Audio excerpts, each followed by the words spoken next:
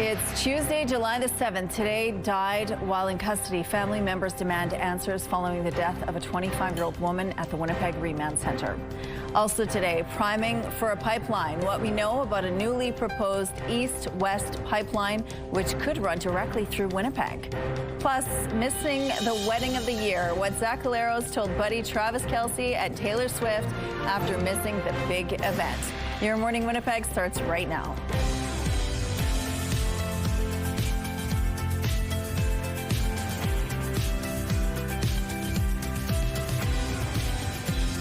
Good morning, Manitoba. Happy Tuesday to you. Thank you so much for being with us here on Your Morning Winnipeg. Ainsley is live at MTYP. I love MTYP so much. It's such a great place for kids to hang out and learn from each other, as well as have some really unique theater experiences. Well, they have summer camps throughout the summer as well. So we're going to find out a little bit more about those summer camps, what kind of courses, what kind of things they'll learn, and the kind of fun they'll have as well. I suspect Ains is going to have a lot of fun today. She always does. She does. That's why people love watching Ainsley. She brings the fun wherever she goes. She does. And it was a scorcher yesterday. Beautiful day. A little bit breezy, but not too bad. Quite unstable as well. We had that rough kind of stormy start to the morning here in the south, and it continued. We saw a lot of the south get pelted with that system, that low pressure system that brought a good amount of rain, little bit of thunderstorm activity. The good news is it's all quiet on the western front out there. It's 14 degrees.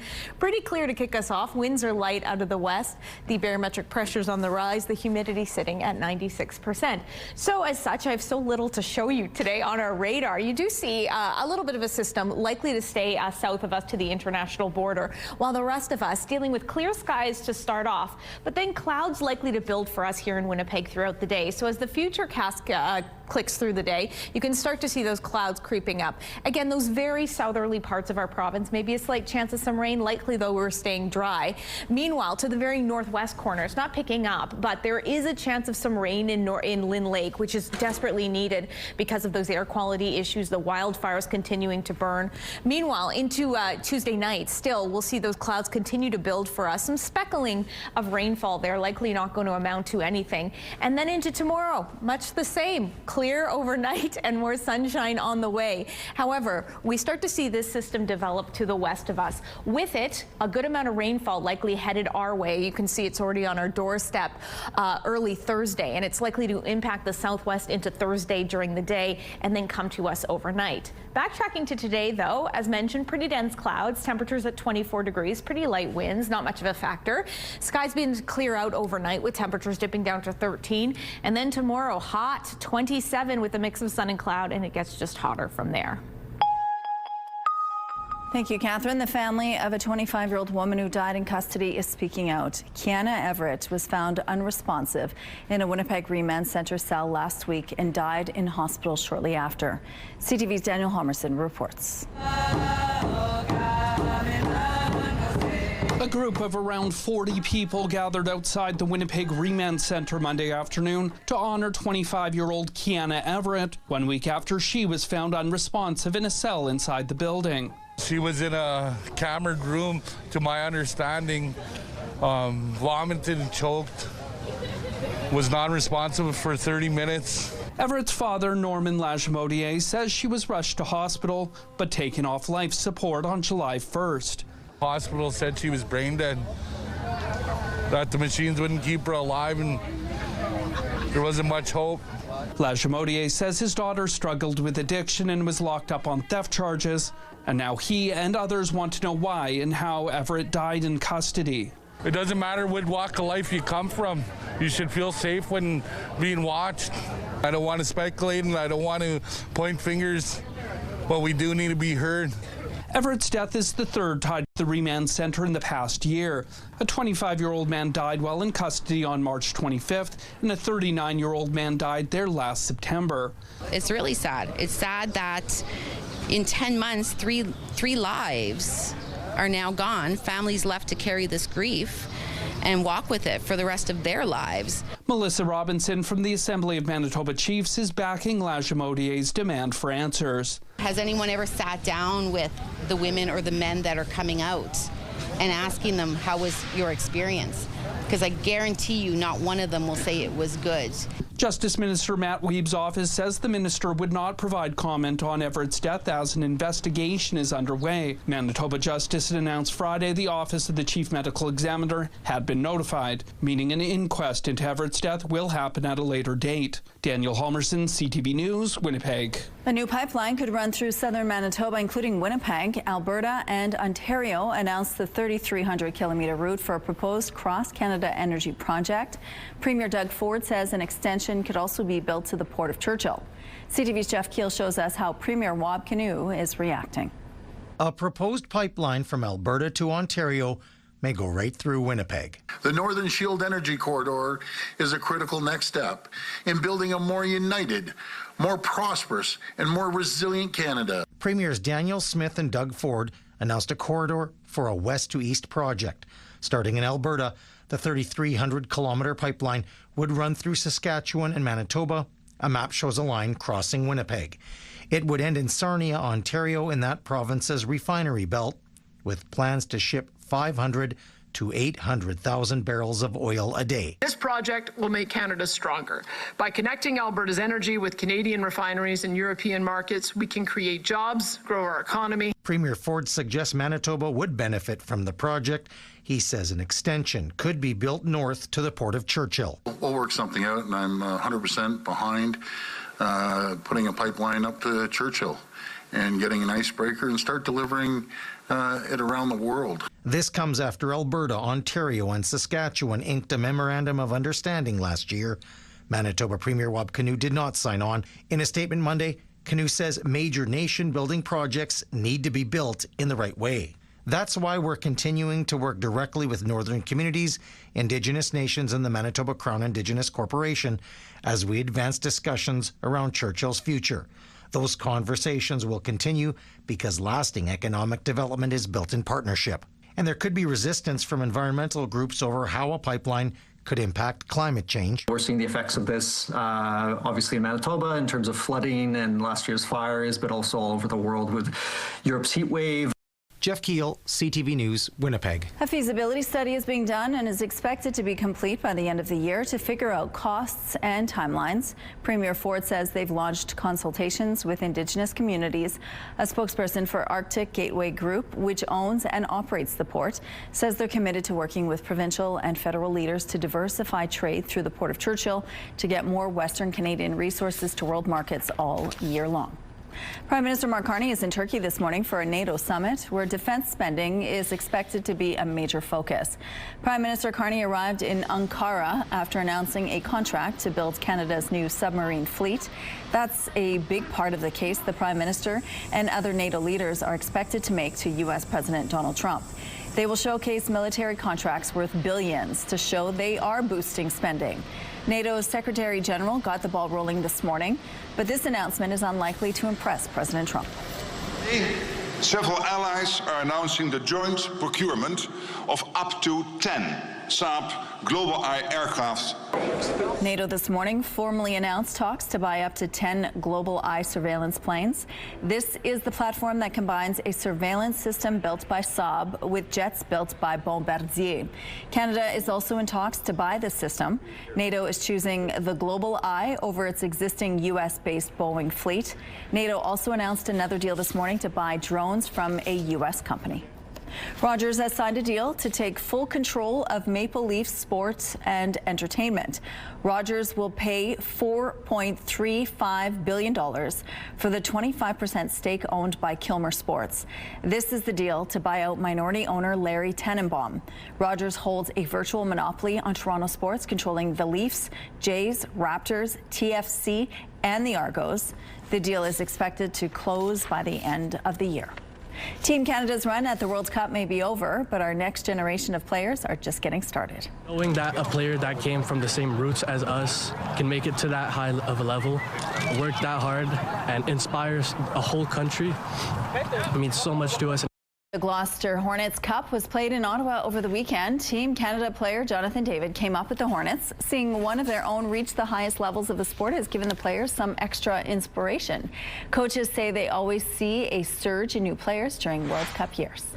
Here's a look at what's happening now in traffic along Confusion Corner. Things are still slowly getting there this morning, just starting the day, as you can see. If you have any traffic tips to share with us, please send us a text at 10400. Let's go now to Ainsley McPhail, who's live at MTYP this morning. Good morning, Ainsley. Hi, good morning. I'm not going to sing, I'm not going to dance, don't worry about that. But when you think about theater camp, some parents and kids might be saying, okay, that's not for me. But I'm here to tell you there is something for everyone here at MTYP. With roving themes, every single week you're going to get something different. So if you keep coming back, you're going to get something different, whether it be the activities, maybe you're writing up your own script, maybe you're filming or actually singing, right? But the whole idea is communicating. Something that I hear often is that kids are on those tablets. And what a better way to avoid that than to get them in groups and to actually get them talking. We want to create better communicators. So sit with us throughout the morning and we're going to have some fun. All right, sounds like it. Thank you, Ainsley. Let's go out to the rooftop now. The sun is shining bright this morning, Catherine. Right in my eyes, Rochelle. But yes, it is a beautiful morning. I feel confident saying that. So much sunshine and mild temperatures. If you don't like heat, this is usually the best time in July to get out and enjoy because it's just very pleasant at 13 degrees. 1 or 2 clouds here speckling. Winds are out of the west-northwest at 11 kilometers per hour. Pressure rising, humidity sitting at 99%. So a lot of sunshine on the way through most of the province. The only caveat coming for us here in Winnipeg and the surrounding Red River Valley. We're going to see increasing cloudiness throughout the day, and it's going to be downright overcast into the early afternoon, but clearing somewhat into the evening. Temperatures will be decent throughout the southern parts of our province, slightly below seasonal. At 24 degrees is what we're looking at here in Winnipeg. 26 is what's typical. Values are expected to be even warmer in the north, in the mid to upper 20s, particularly in the northwest. For us here in the south, we'll see skies start to clear out overnight. Winds staying light, temperatures dipping down to the low teens. And then into tomorrow, we start to see a real upwards climb with our temperatures. You're looking at above seasonal temperatures into tomorrow and cracking the 30-degree mark into the weekend. Alrighty, we're going to take a break, but stay with us. We've got so much more CTV Your Morning Winnipeg on the other side. Don't go anywhere. Weather is brought to you by Canadian Footwear, helping you find the perfect fit.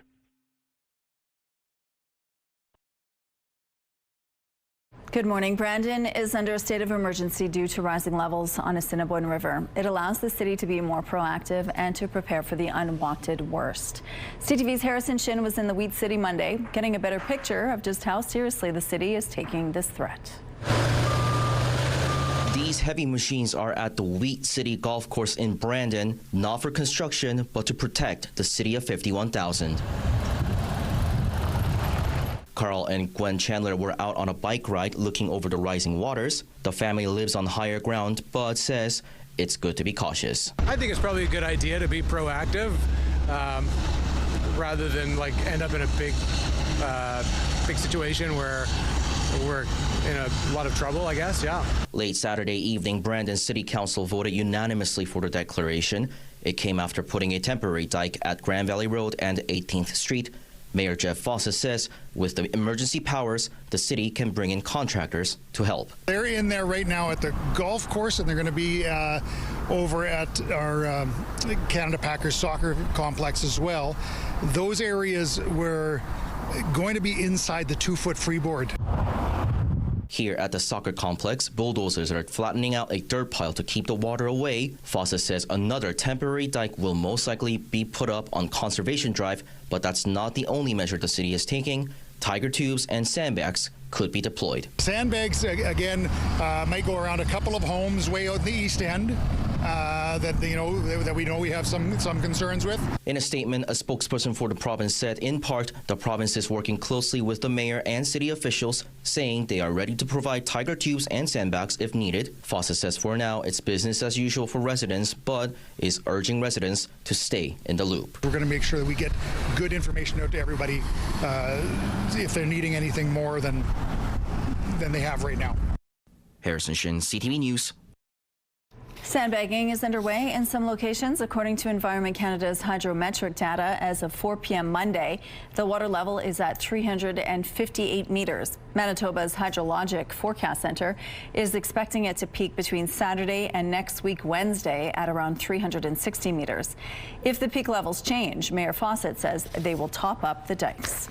The federal government is answering the province's call for assistance to clean up and repair damage from flooding. In a statement, the federal Minister of Emergency Management says a small team from the Canadian Armed Forces will assist. That includes heading with planning, assessment, and coordination for the flood response, as well as logistics and transportation. Her department has also mobilized Team Rubicon Canada for humanitarian relief and is offering assistance in finding equipment such as pumps and recovery kits. Meantime, people who had been stuck in Duck Mountain Provincial Park were given an opportunity to leave Saturday. This drone video shows a slow rolling convoy of vehicles being escorted out during a 2-hour window Saturday. Trailers, campers, and boats had to be left behind, with the department saying people will be contacted when it's safe to go and get them. It says those who chose to stay must be prepared to continue sheltering in place for at least a week. The Santa Claus Parade is warning about fraudulent emails bearing its name. The parade director says the email invites businesses to apply as vendors for the 2026 Manitoba Hydro Santa Parade and includes booth prices, but she says the email doesn't come from them. The parade doesn't have a vendor program and is not accepting applications or collecting fees. Anyone receiving the fraudulent email or other suspicious communications for the event are asked to forward it to parade staff to document, and don't click on any links or attachments or send payment or personal information. It's always disappointing to have to miss a friend's wedding because of work commitments, but it stings even more when that friend is Travis Kelce and he's marrying one of the biggest stars on earth, Taylor Swift. I told him that. I talked to him the other day. They were taking a walk together. I'm like, you guys could have looked at the damn schedule. Winnipeg Blue Bomber quarterback Zach Collaros had to skip the New York City nuptials due to being on the road in Hamilton for Sunday's game against the Tiger Cats. But even his own team had something to say about it, with the Bombers playfully tweeting the headline, "Bombshell, groomsman skips wedding of the century." Collaros shared in the disappointment, explaining why RSVPing no was not something he wanted to do either. I was bummed because Trav came to all my stuff. We had engagement parties, we had bachelor parties, obviously, and our wedding up here. Yeah, so that makes it tough. But you can speak to any pro football player. Part of this deal is you miss events like that. It just kind of is what it is. It's not a normal job where you can take a couple days off and make up your work kind of on the fly. You got to play a game, right? So that's always been tough, is missing friends' weddings, families' weddings, family events, that kind of stuff. It's never easy, for sure. As if missing the event wasn't already tough enough, Collaros added insult to injury, literally. He suffered an upper body injury during the game, but at least the Bombers pulled off a 14-13 victory. Traffic is brought to you by Curtis Carpets, Manitoba's flooring experts. About this morning on Yonge Street, the southbound curb lane will be closed from Cumberland to Sargent Avenue. On Donald Street, the southbound median lane will be closed between Notre Dame and Ellis Avenue. And on Stradbrook Avenue, the eastbound median lane will be closed from Nassau to Osborne Street. If you have any other traffic tips, please send us a text to let us know. The CTV Live Eye is brought to you by Bath Fitter, your bath and shower experts for more than 40 years. Picture perfect start to your Tuesday out here in Winnipeg. 13 degrees, clear skies, some pretty light west-northwesterly winds. The pressure's on the rise this hour, the humidity sitting at 99%. Yeah, much of the province is going to be just drinking in the sunshine today on this Tuesday. Actually, it's going to be in the shortest supply for us here in Winnipeg and the surrounding Red River Valley. You can start to see some clouds mount. Likely we're going to get mostly cloudy skies for us here later on into the afternoon, but we'll start off on a decently clear note. 24 degrees, so we are a bit below seasonal. 26 is a typical high for this time of year. Winds staying pretty light out of the north, not much of a factor at 15 kilometers per hour. And yes, that increase in cloudiness really rolling in the afternoon, getting almost overcast at certain points, but then clearing into the early evening, Overnight, speaking of evening, temperatures dipping down to 13 degrees. We start to see a few more clouds join us and those winds out of the southwest at 15 kilometers per hour. And then tomorrow, even warmer if you can imagine, and we're just on an upward upward trajectory from here. It's likely today is going to be one of our coolest day, the coolest day of the week. 27 degrees tomorrow as we're up and away. Winds out of the southwest at 15 kilometers per hour. And then from there, look at that. Another day with a high of 27 degrees under that mostly clear sunny sky. And then overnight showers likely to roll in, but taper off in time for Friday, 29 degrees. However, we're not totally done with the rainfall just yet as things get even hotter on Saturday with 31 degrees our high. Rainfall expected off and on throughout the day, but we clear out nicely into Sunday and a scorching high of 32 degrees. Look at that. And we ease very slightly into the start of next work week. Your Skywatch picture of the day, a stunner taken in Grand Beach by Mary. Thanks so much for sending that in, and keep your weather pictures coming to Winnipeg Weather at ctv.ca.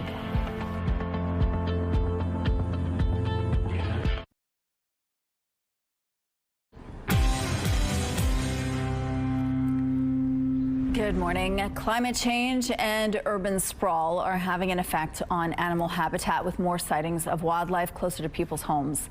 CTV's John Valley-Rao on a young boy's solution to a growing problem. Just above the playhouse there where my kids used to play. What Kathleen Miller saw in her backyard recently truly surprised her. Shocked because I've never seen a bear, first of all, but never seen a bear around here.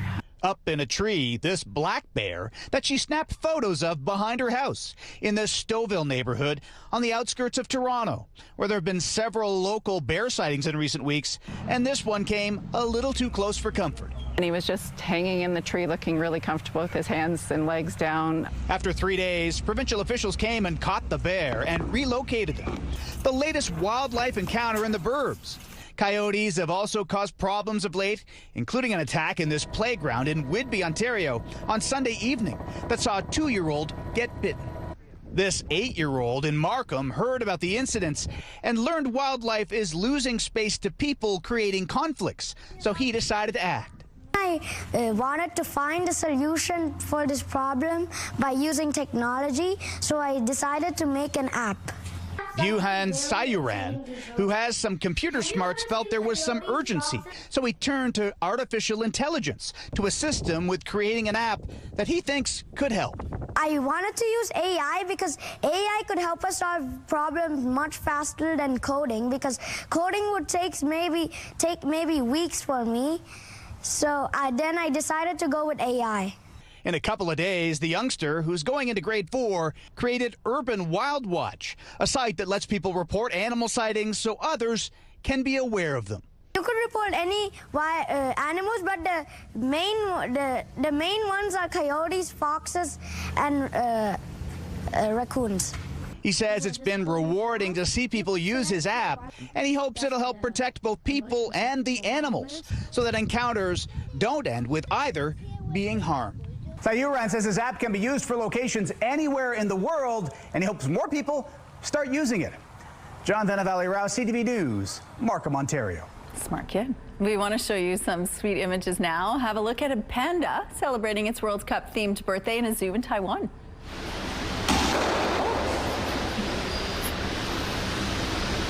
The panda, born in 2013, celebrated its 13th birthday Monday. It could be seen smashing a World Cup themed birthday cake before lounging in a swing at the zoo.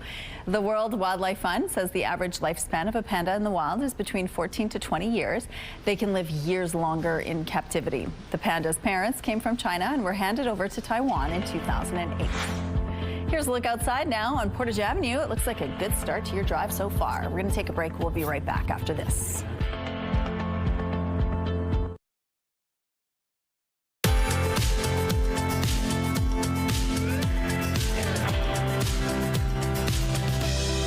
Looks like we're expecting lots of sunshine today and over the next few days. Yeah, it's certainly going to be a gorgeous couple of days. Very hot too, Rochelle. I'd say to folks who don't really like that extreme heat, today is the day to get out and enjoy, because it could be just too unpleasant for you in the coming days. That's how warm we're going to be getting. And another good time, even during those very hot days, to get out is in these earlier morning hours, because these temperatures, let me scooch, pretty darn pleasant, lovely, moderate, 15 degrees in Portage and Gimli. Morden and Winkler a hair warmer at 16. Over in northern Manitoba, Swan River at 12 degrees. The further north we go, my apologies, Island Lake, you are still offline. I last checked, you were at about 12 degrees. Lynn Lake, 13 degrees under that smoky start to your morning. Churchill also at 13, as is the Paw. And then looking ahead to our radar, not a lot to write home about, not a lot to show you because there's so little in the way of cloud coverage. In fact, you can see a little bit creeping in there, and for the most part, it's going to be pretty sunny throughout the province, with the exception of us here in Winnipeg and the surrounding Red River Valley. We're really going to cloud over into the early afternoon. 17 degrees as we kick off the day, 23 at around 2 o'clock, and that's when we really start to see those clouds roll in. And then our temperatures are pretty stagnant through much of the afternoon. We will be getting a touch warmer than that. 24 will be our high. 26 is what's seasonal. Winds are going to stay pretty light today and overnight as well. Skies also partly cloudy into the evening, 13 degrees overnight. And then tomorrow, I mentioned that uptick in temperatures really starts tomorrow, 27 degrees with a mix of sun and cloud. And then by Thursday, skies are clearing out. We're likely to get some overnight showers. And then by Friday, they've already cleared out nicely, 29. But that doesn't mean you can do away with the umbrella just yet. Saturday looks to be rainy, overcast, but very hot at 31 degrees. And even by Sunday, we're getting hotter than that, 32. So these are those conditions that are very, very humid, almost dangerous. So be sure to take those breaks, drink lots of water, wear the sunscreen, because yes, this is a true Manitoba summer, folks, and it's arriving a little later on this week. Thank you, Catherine. Nearly a month after heavy rains drenched farmers' fields and sent water cascading into homes, an MLA north of Winnipeg says more needs to be done to prevent flooded fields in the future. It's trapped here. It went up the road, it got to a culvert, 2 culverts, and then it came backwards. Lakeside MLA Trevor King joined farmers and other local leaders in front of a field covered by water in the RM of Rockwood. They say thousands of hectares remain underwater from heavy rains last month.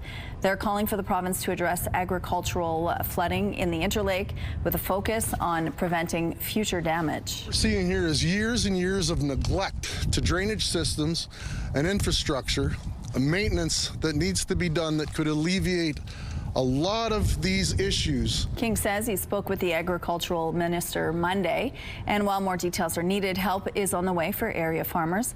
Parts of the RM of Rockwood received more than 250 millimeters of rain during June storm events. Thousands of people will gather at festivals this summer, and some will take drugs. Now, grassroots groups are coming together to reduce harm from overdoses and a toxic drug supply.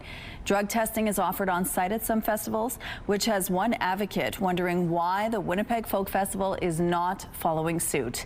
CTV's Joseph Bernacki explains. Dessa Desote, otherwise known as DJ Double D, mixes it up at some of Manitoba's biggest festivals.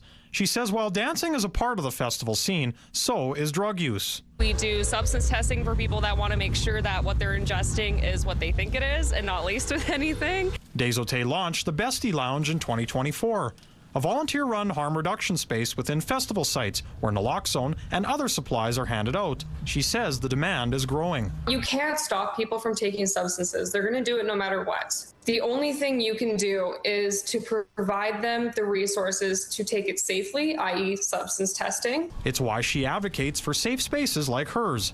She was there last week when a couple at the Summer of Sound Festival became anxious after taking MDMA for the first time. They thought that something was wrong, and we were like, no, this is totally normal.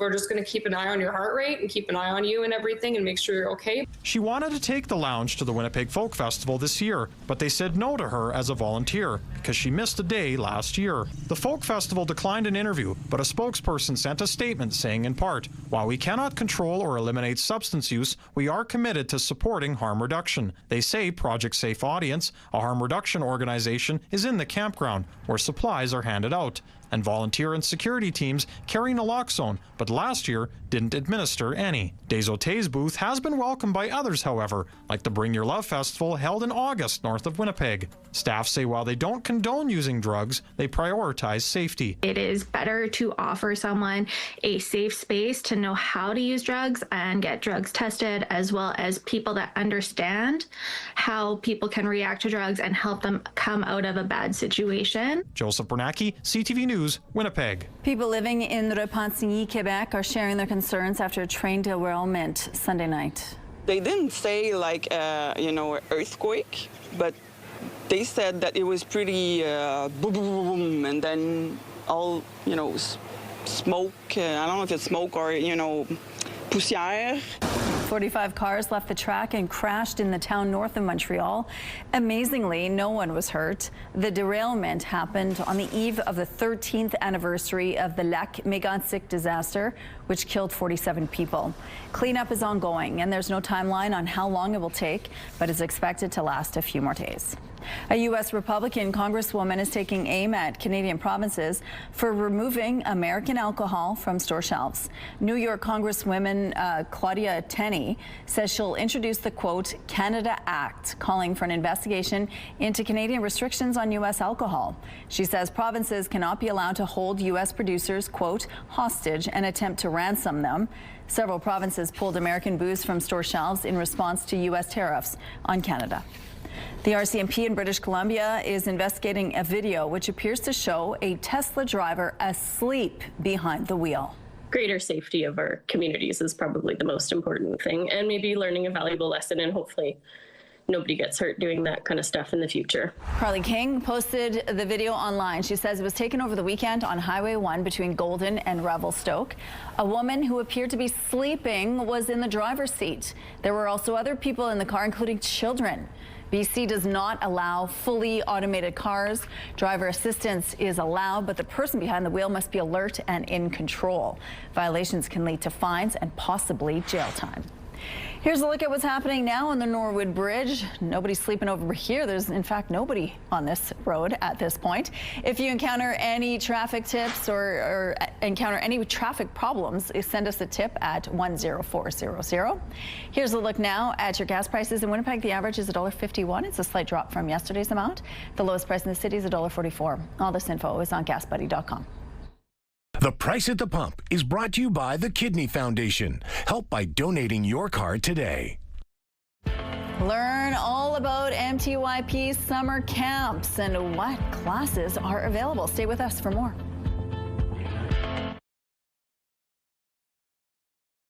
Weather is brought to you by Garage Masters, your complete garage specialists.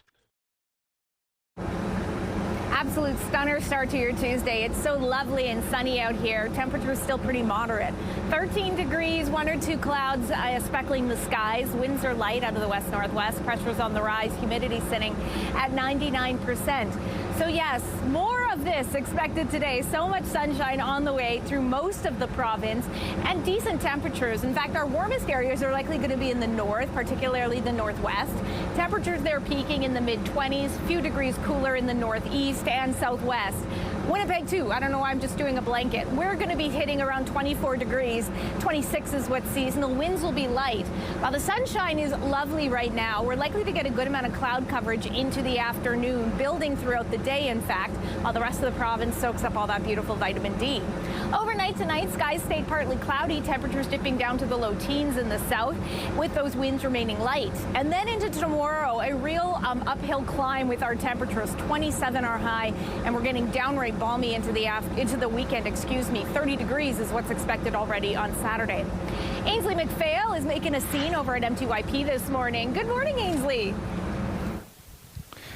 Good morning. I know it's beautiful outside, Catherine, but I also know you love theater, so this is probably a segment for you. Good morning, Manitoba. I'm joined by Ray. We're at MTYP talking about their summer camps.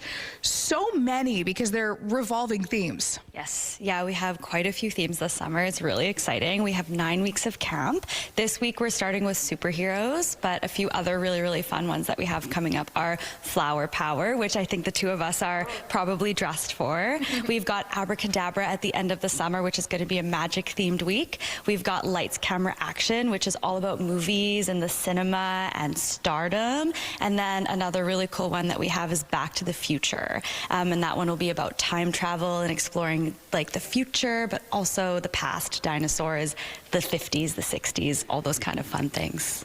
So what are they actually doing? If it's a theater camp and we're talking about superheroes, how do you play into that? Cool. So the students are in a classroom with an instructor, and those instructors are going to be sort of taking them through the process of building a play. So they'll be starting out with ideas, coming in with their favorite superheroes, their favorite movies, their favorite comics, and they're going to be turning that into something at the end of the week that they present to their families. So they'll be designing their own costumes and their backdrops and their props, and they'll be building them together as well. And then they're going to put it on for like a 10-minute show, and it'll be really, really fun. And all of the parents always have a blast on that final day watching, and the kids do too, performing. I love that too, because sometimes kids say, oh, I want to put on a play. Like, at least make it good. You know what I mean? No, I'm just kidding. We got a full production. This is the best. That's why you'll come here, just so that we can give you that experience, so you can, you know, start it at home and do a little bit more professional theater. Yeah. But no, the kids have a great time. We always you know, approach the work with fun first, and so we make sure that the kids are always sort of getting something out of it. Not everybody's going to be an actor, and so that's why we incorporate those elements of design as well. These are some of our designs that the kids might make. They do a lot of with that. Cool. Okay. Sorry, we only have some. You know what? A monologue coming up on Your Morning Winnipeg.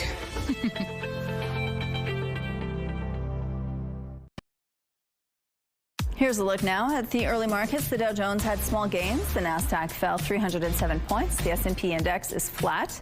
The Canadian dollar is lower, set to 70.36 cents U.S. Overseas, the Hang Seng is 119 points down, and the Nikkei plunged 1,480 points. Good morning. It is 6:46. The town of Manitoba has declared a state of local emergency with water there expected to peak any day now. On social media, the town says that declaration will be in place until August the 4th, with the option to extend. The town had been requesting volunteers to help sandbag, although as of Monday afternoon, officials were still determining whether more help was needed.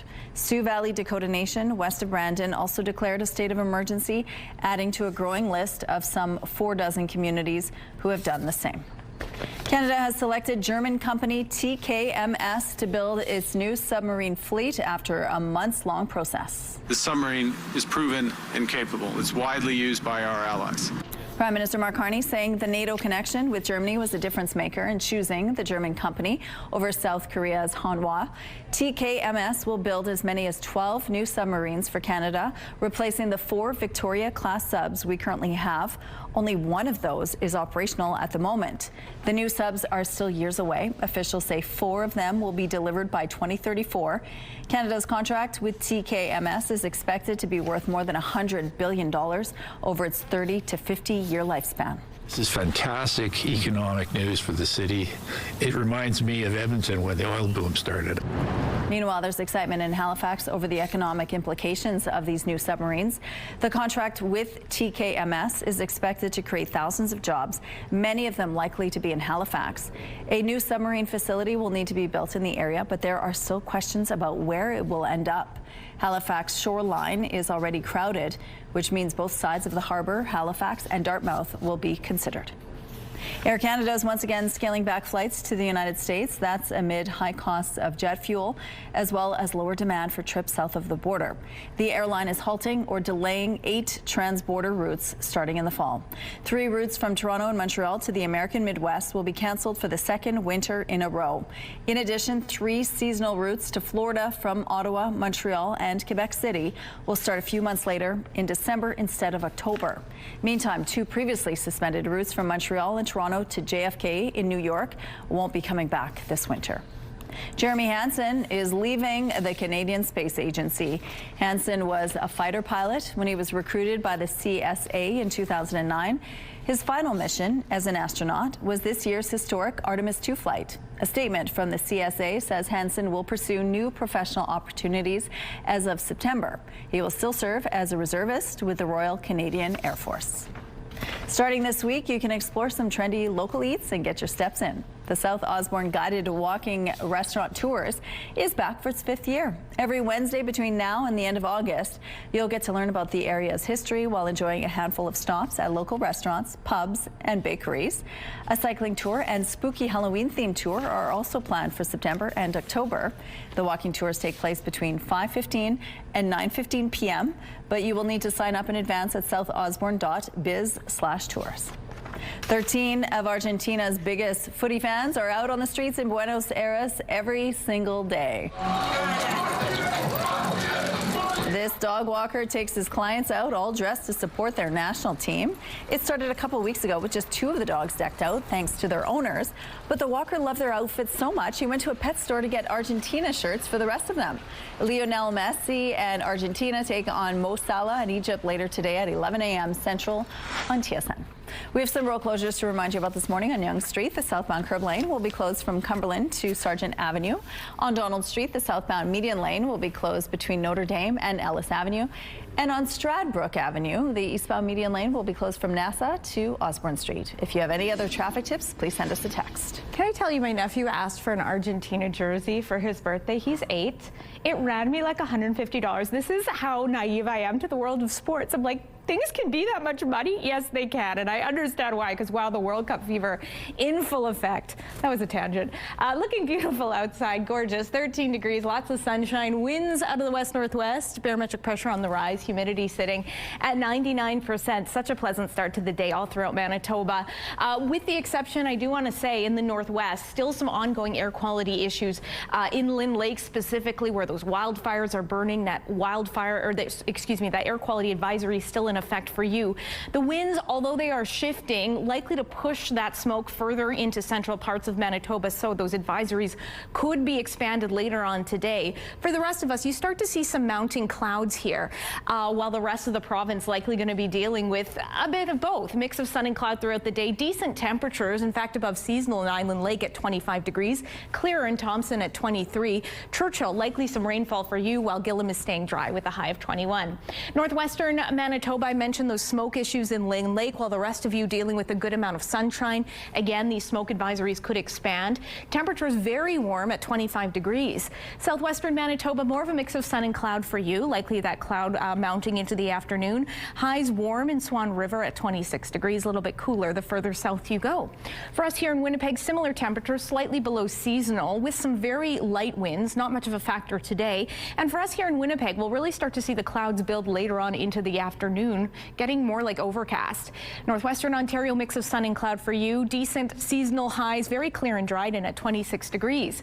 Overnight for us in Winnipeg, our winds stay light, our skies stay pretty cloudy, 13 degrees. And then into tomorrow, mix of sun and cloud with a high of 27. And as you can see, we are soaring in terms of our temperatures by the weekend. Thanks, Catherine. Let's check in now on the team at 103.1 Virgin Radio. Hi, guys. Happy Tuesday. Happy Tuesday to you. The subject this morning, both here and you are welcome to participate on the radio on text 99999. Biggest celebrity you've ever been at the same wedding as. So this started innocently. Friday, Taylor Swift, Travis Kelce, obviously some of the guests included, Chrissy. Paul McCartney, Tom Hanks, Steven Spielberg, Selena Gomez, Reese Witherspoon, Patrick Mahomes, Liam Hemsworth, Sabrina Carpenter, Benson Boone, Brad Pitt was there, Brad Paisley was there, Laura Dern was there, like everyone was there. Right, so that's Friday, okay? And so that seems like that'd be tough to top. But then on Saturday, everyone, I was officiating a wedding. Okay, Lisa and Jordan. It was an amazing wedding. And no offense to Taylor and Travis's wedding, but at my wedding, and there was only like 50 people there, Cheryl Lashik was at my wedding. Ooh. Boom, in your face. Yeah. And so that got us on to biggest celebrity that has ever been at a wedding you attended. Now, LTI, he enjoyed my sister's wedding more than his wedding, because at my sister's wedding, an appearance from Kevin McDonald from Kids in the Hall. Wow. So you can I was excited. Text us 99999 if there has ever been someone notable, and the more Winnipeg-centric, the better, obviously. Love that. How about you, Chrissy? Intercontinental champion from the WWE, Honky Tonk Man. That's the Honky Tonk Man. That's not a lie. You can actually pay him for things. It's true. They paid him to go to the wedding. The Honky Tonk I Man. love that so much. The only celebrity at my wedding was Marilee Caruso, and I'm a fan. So there you go. That's all. That's pretty big. I'm a huge fan. We love her so much. Thanks, you guys. Have a good day. Well, it's not something most people pay attention to unless there's an emergency, but a woman turned her interest in fire hydrants into an opportunity to extinguish negativity. CTV's Adam Sawatsky has more. Although Sadie Morey can't remember the first fire hydrant she paused to appreciate, I get a little thrill every time I find a hydrant. she'll never forget when she noticed that some hydrants seemed to be missing around top. I felt like it was really unjust that they didn't have hats. So Sadie started doing research, discovered they just had different shaped bonnets, and then spent the next couple weeks sending countless pictures of the various hydrants she happened upon to her best friend, Renee Furnell. It became a hyperfixation that I was not on the same page with, but you know, I'm being a supportive friend. So Renee encouraged Sadie to start sharing her fire hydrant finds on social media, using the name Hydrant Girl. I look at the fire hydrant and whatever it makes me think of is the story that it gets. You get mad points for the... Sadie, who co-owns a hair salon, assesses the aesthetic of each hydrant and records her comments on qualities ranging from design... My favorite thing about these is how they have 4 stem nuts. ...to condition... Keep going, nature. You reclaim that fire hydrant. ...along with adornments. If he was an adult man, he would have a tweed suit. Over almost a year, Sadie has reviewed more than 250 hydrants and counting. There's only so many fire hydrant shapes. You know, we got to spice it up a little. Thank you very much. So now, Sadie sometimes wears a fire hydrant costume while filming her critiques. 10 out of 10. I've never seen one in this neighborhood with a green top like this. Sadie's Hydrant Girl reviews have inspired a quirky community of fans that includes actual firefighters and more than a couple city workers who recently reached out about a hydrant at the end of its life. Why didn't come by and say hi? We're all huge fans. When Sadie did, they gave her the decommissioned hydrant as a gift. It just brought a lot of fun into my life, a lot of laughter. And while it's been said we should take the time to stop and smell the roses, Sadie and Renee are also inviting us to start pausing to appreciate the potential of a fire hydrant to extinguish negativity. Find pleasure and goodness in the little day-to-day things in our lives. Adam Sawatsky, CTV News. All right, we're going to take a break now. We'll be back right after this.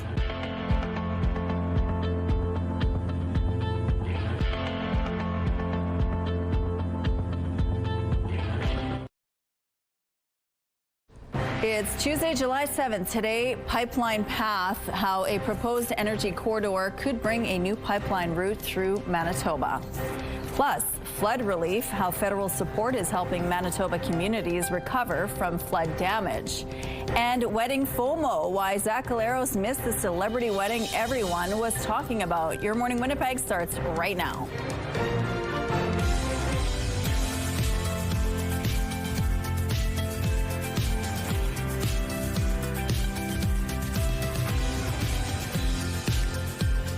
Good morning, Manitoba. Happy Tuesday to you. It is 7 o'clock. Thank you so much for being with us here on Your Morning Winnipeg. Now, coming up at 7:52, the feds announced yesterday a brand new contract for a sub deal, and it's with a German company.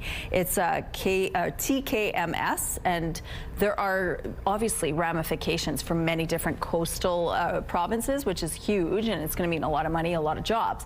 But there could also be implications here in Manitoba. So we're going to find out a little bit more on what that could be and what it could mean for our province. But let's talk about that weather. Lots of sunshine yesterday.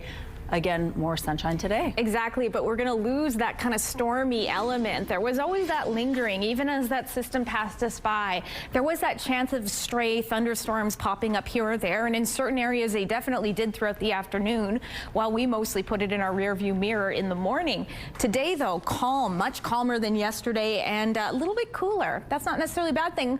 13 degrees currently, a couple clouds out there, and they'll be building throughout the day. Winds are light, will be staying so out of the west northwest this hour at 11 kilometers per hour. Pressure on the rise, humidity sitting at 99%. Yes, clear, not a lot to show you there on the radar. You can see some incoming cloud coverage likely to build into the afternoon here in southern Manitoba. And our Futurecast gives us a better sense of this. Along with it, there is also that slight chance of rainfall, actually a strong chance, let's reframe that, out in the northeast, specifically in Churchill. Likely a rainy day for you. It was already misting this morning. While the rest of us dealing with a good amount of sunshine to kick off the day. And then you see those clouds build around noon. It's going to get almost overcast for us here in Winnipeg and the surrounding Red River Valley, while it'll be more of a mix of sun and cloud into the southwest, while the northwest sitting pretty under the sunshine. Still dealing with some cloud coverage for us overnight in southern Manitoba, and then clearing out so nicely into Wednesday. And from there, we're also dealing with an upward trajectory in terms of our temperatures. But we have this guy on our doorstep. This system likely to roll in Thursday into southwestern Manitoba. There you can start to see it dawn in the morning and then join us here in Winnipeg overnight. Today, though, I mentioned it's a little bit milder, 24 degrees, 26 is what's seasonal, and those clouds into the afternoon stick around overnight as temperatures dip to 13. And then tomorrow we start that upward climb with our temperatures a high of 27. Your weather art of the day, beautiful, drawn by 11-year-old Aliyah, hope I'm saying that correctly. A lovely rainbow, the sunshine. Thanks for sending that in. And if you've got any weather pictures to share, you can submit them on our website, ctvnewswinnipeg.ca, and you have to fill out the form. Your art can be shown on Your Morning Winnipeg, but it's also going to enter you into our monthly contest for a chance to win a $100 gift card from Crockadoodle on Keniston and Regent. The weather art of the day is brought to you by Crockadoodle Paint Your Own Pottery, now open on Regent and Keniston. A new pipeline could run through southern Manitoba, including Winnipeg. Alberta and Ontario announced a 3,300-kilometer route for a proposed cross-Canada energy project. Premier Doug Ford says an extension could also be built to the Port of Churchill. CTV's Jeff Keel shows us how Premier Wab Kinew is reacting. A proposed pipeline from Alberta to Ontario may go right through Winnipeg. The Northern Shield Energy Corridor is a critical next step in building a more united, more prosperous, and more resilient Canada. Premiers Daniel Smith and Doug Ford announced a corridor for a west to east project. Starting in Alberta, the 3,300-kilometer pipeline would run through Saskatchewan and Manitoba. A map shows a line crossing Winnipeg. It would end in Sarnia, Ontario, in that province's refinery belt, with plans to ship 500 to 800,000 barrels of oil a day. This project will make Canada stronger. By connecting Alberta's energy with Canadian refineries and European markets, we can create jobs, grow our economy. Premier Ford suggests Manitoba would benefit from the project. He says an extension could be built north to the Port of Churchill. We'll work something out, and I'm 100% behind putting a pipeline up to Churchill and getting an icebreaker and start delivering it around the world. This comes after Alberta, Ontario, and Saskatchewan inked a memorandum of understanding last year. Manitoba Premier Wab Kinew did not sign on. In a statement Monday, Kinew says major nation-building projects need to be built in the right way. That's why we're continuing to work directly with northern communities, Indigenous nations, and the Manitoba Crown Indigenous Corporation as we advance discussions around Churchill's future. Those conversations will continue because lasting economic development is built in partnership. And there could be resistance from environmental groups over how a pipeline could impact climate change. We're seeing the effects of this, obviously in Manitoba in terms of flooding and last year's fires, but also all over the world with Europe's heat wave. Jeff Keel, CTV News, Winnipeg. A feasibility study is being done and is expected to be complete by the end of the year to figure out costs and timelines. Premier Ford says they've launched consultations with Indigenous communities. A spokesperson for Arctic Gateway Group, which owns and operates the port, says they're committed to working with provincial and federal leaders to diversify trade through the Port of Churchill to get more Western Canadian resources to world markets all year long.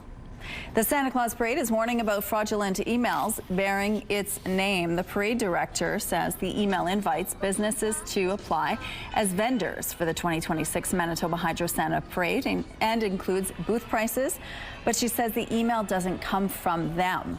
The parade doesn't have a vendor program and is not accepting applications or collecting fees.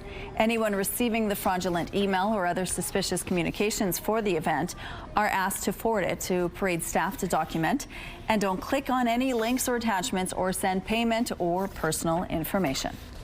Prime Minister Mark Carney is in Turkey this morning for a NATO summit where defense spending is expected to be a major focus. Prime Minister Carney arrived in Ankara after announcing a contract to build Canada's new submarine fleet. That's a big part of the case the Prime Minister and other NATO leaders are expected to make to U.S. President Donald Trump. They will showcase military contracts worth billions to show they are boosting spending. NATO's Secretary General got the ball rolling this morning, but this announcement is unlikely to impress President Trump. Today, several allies are announcing the joint procurement of up to 10 Saab Global Eye aircraft. NATO this morning formally announced talks to buy up to 10 Global Eye surveillance planes. This is the platform that combines a surveillance system built by Saab with jets built by Bombardier. Canada is also in talks to buy the system. NATO is choosing the Global Eye over its existing U.S.-based Boeing fleet. NATO also announced another deal this morning to buy drones from a U.S. company. Don't throw away those cans. As of this month, the 10-cent deposit and refund on containers now extends beyond beer to alcoholic ciders, coolers, cocktails, seltzers, teas, and sodas. It's 20 cents for aluminum and plastic containers over 2 liters. Manitoba Liquor and Lottery says it doesn't matter where the product was made, and they can be returned to any Manitoba hotel beer vendor. Rogers has signed a deal to take full control of Maple Leafs sports and entertainment. Rogers will pay $4.35 billion for the 25% stake owned by Kilmer Sports. This is the deal to buy out minority owner Larry Tannenbaum. Rogers holds a virtual monopoly on Toronto sports, controlling the Leafs, Jays, Raptors, TFC, and the Argos. The deal is expected to close by the end of the year. This couple has kept the same tradition for 80 years. We have breakfast down here every Friday with our friends. John and Jerry have had the same breakfast date at their local McDonald's since 1946. McDonald's didn't even start serving breakfast until 30 years into their tradition. The couple has the same meal every time, a sausage McMuffin with egg. For this pair of regulars, the McDonald's lets them bring in their own addition, 1 slice of tomato. Here's a look now what's happening on McPhillips Street. Things are moving quite well. There's an ambulance there, as you can see, but overall things appear to be moving quite well. If you encounter any issues on the streets, please send us a text to let us know. Samsung's quarterly profits surged 19-fold. So what did investors do? Cashed out on a nearly 150% rally this year that had baked in the AI-fueled growth. But it wasn't enough as shares slid more than 10% in Seoul, leading a plunge in the benchmark Kospi that triggered a brief circuit breaker. Earnings by the world's largest memory maker are in the spotlight as investors seek to justify sky-high investments and valuations around AI. A new survey shows trade tensions have some Canadian manufacturers deciding to move production south of the border or delay capital investments. KPMG Canada says that 42% of Canadian manufacturing companies indicated they have or are considering moving production to the United States. Of those thinking of relocating, 77% expect to make the transition within the next 2 years. And the company behind Crown Royal Whiskey says it has agreed to sell its bottling plant in southern Ontario to an unnamed buyer. The facility in Amherstburg, a historic town along the Canada-U.S. border, was put up for sale after Diageo announced its closure, effectively cutting about 200 jobs. Ontario Premier Doug Ford, in response, threatened to pull Crown Royal from liquor store shelves, though he backed down after Diageo agreed to $23 million in spending in the province. Those are your morning business headlines. For B&M Bloomberg, I'm Roger Peterson. Well, if you're looking for something fun to have the kids do this summer, MTYP is offering all kinds of summer camps, and that is where Ainsley McPhail is live this morning. Hi. Oh. Hi, good morning, Rochelle. And you know what? When you come to MTYP, maybe you're creating a future star. They're looking for campers between the ages of 5 and 6. And Nia Vardalos, of course, from Winnipeg, and My Big Fat Greek Wedding. Adam Beach, originally from Dog Creek First Nation by Winnipeg Beach, also was a former camper here. So you never know. You could be making a puppet one day and then stepping into stardom another. Stay with us throughout the morning. All right. Thank you, Ainsley. My daughter took some classes there, too. Loved it. The experience was so much fun for her. How about you, Catherine? Sorry, say that again, Rochelle? Did you go to MTYP when you were a kid? Actually, one of my first theater experiences was seeing a show at MTYP with my friend for her birthday. Theater changes lives, and it gives kids such a fun kind of playroom to explore. Yeah, so amazing. Those camps sound like a lot of fun. It's 16 degrees out here, so I'm having fun for a change. Some days it's so hot, some days it's rainy. Today it's just pleasant. Lovely and clear as well, with some very light winds, pressure rising, humidity sitting at 94%. So more of a moderate day in terms of our temperatures for us here in Winnipeg and the surrounding Red River Valley. But it's going to be one of our few moderate days. In fact, for the rest of the week, we're going to see temperatures really start to climb tomorrow, getting above seasonal at 27 and then cracking the 30-degree mark by the weekend. Got lots of sunshine on the way today to start us off, and then likely cloud building into the afternoon. That's already the case in and around Brandon. An overcast start, maybe some more pockets of sunshine expected for you. Temperatures also peaking in the low to mid-20s. The Northwest still contending with some air quality advisories in and around Lynn Lake due to all those wildfires. Some shifting winds will likely push that wildfire smoke further into central Manitoba today, potentially easing some of those air quality concerns in Lynn Lake, but pushing them off into other parts of the province. So stay tuned for that. Okay, we're going to leave it there, but yeah, lots of sunshine to enjoy. A high of Winnipeg of 24 degrees. Weather is brought to you by Mr. Lube Plus Tires, proudly keeping Canadians rolling for 50 years. Thank you, Catherine. It's time now for a question of the day. Today is National Day of Rock and Roll. So we want to know, what's your favorite rock song? You can text your answer to 10400. Make sure to follow the automated instructions so we can feature your response. And don't forget to include your name, please. Question of the day, brought to you by Provivo, Manitoba's #1 cool sculpting clinic. Science-backed body contouring. At Your Morning Winnipeg, we're all about celebrating your amazing pets, furry, feathered, or scaly. Your Pet of the Week submissions are amazing. We want more. Whether it's dogs, cats, birds, or any other pet pals, send them our way. Drop your pet photos and a fun little story about them to petoftheweek@ctv.ca, and then catch us every Thursday to find out if your pet is our Pet of the Week on Your Morning Winnipeg. All right, we're going to take a break now. We'll be back right after this.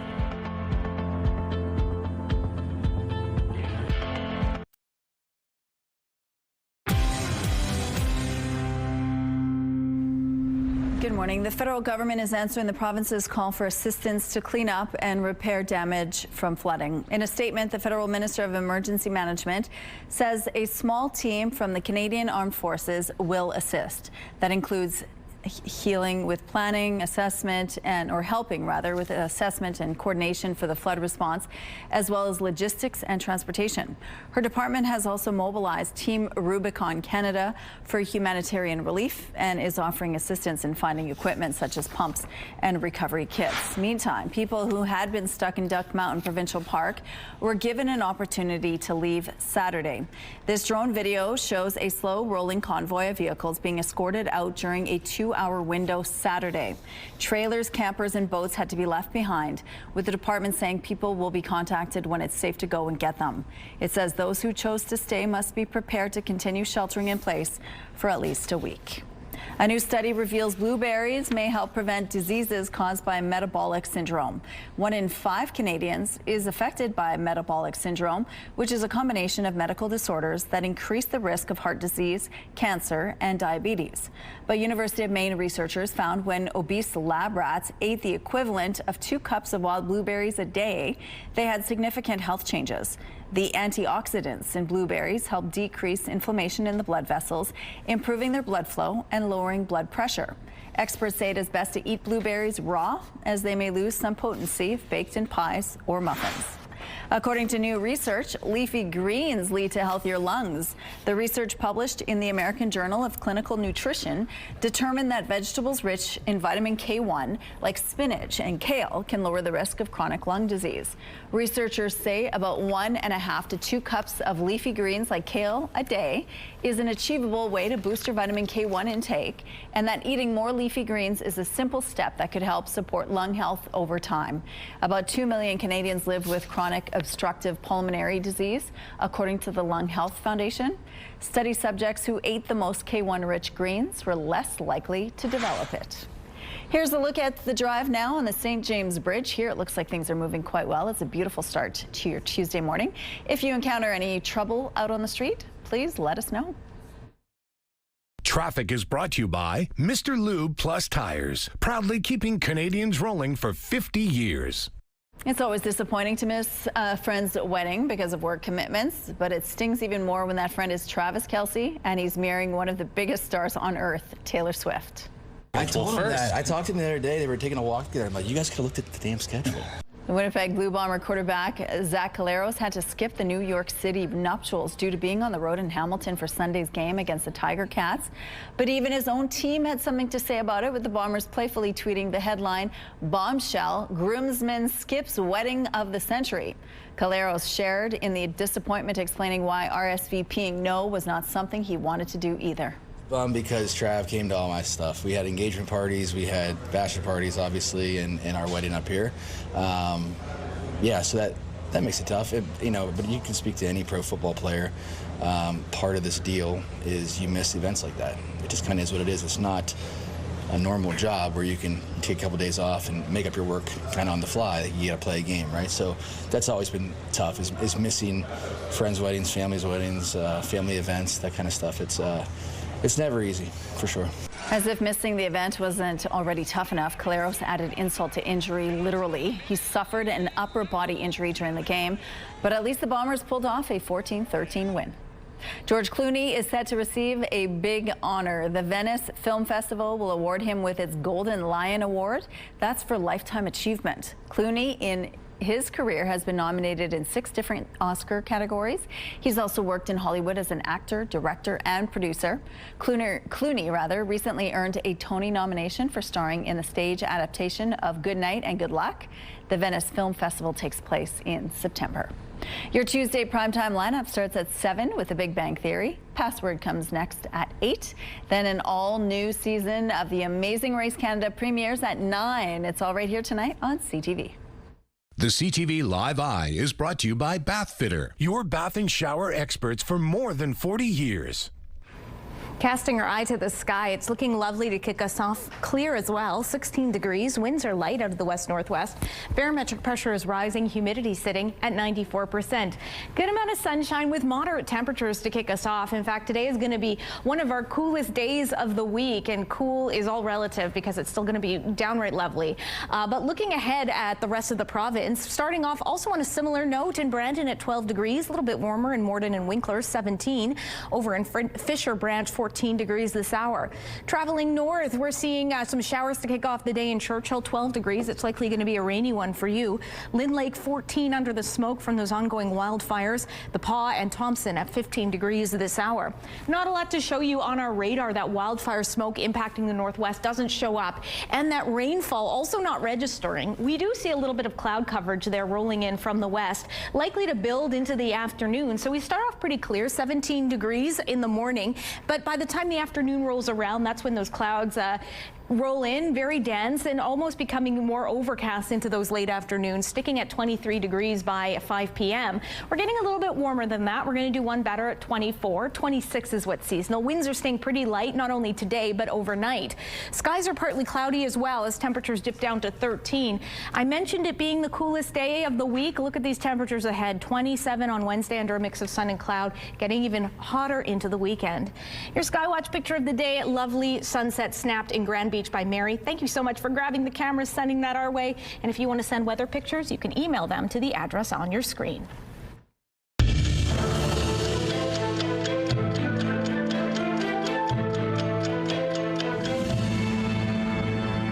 July 7th, 1613. English explorer Sir Thomas Button reached the mouth of the Nelson River on the western shore of Hudson Bay. Button's charts and observations about the western shore of Hudson Bay helped pave the way for the fur trade in what would eventually become northern Manitoba and the establishment of the Hudson's Bay Company 57 years later.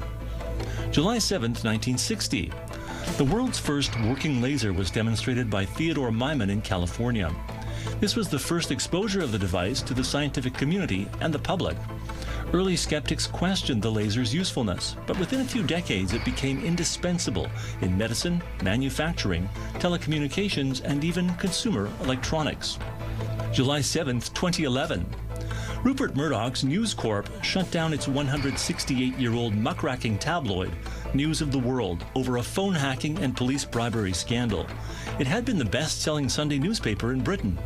The scandal, which led to the paper's demise, prompted a high-profile official inquiry into the culture, ethics, and practices of the British press.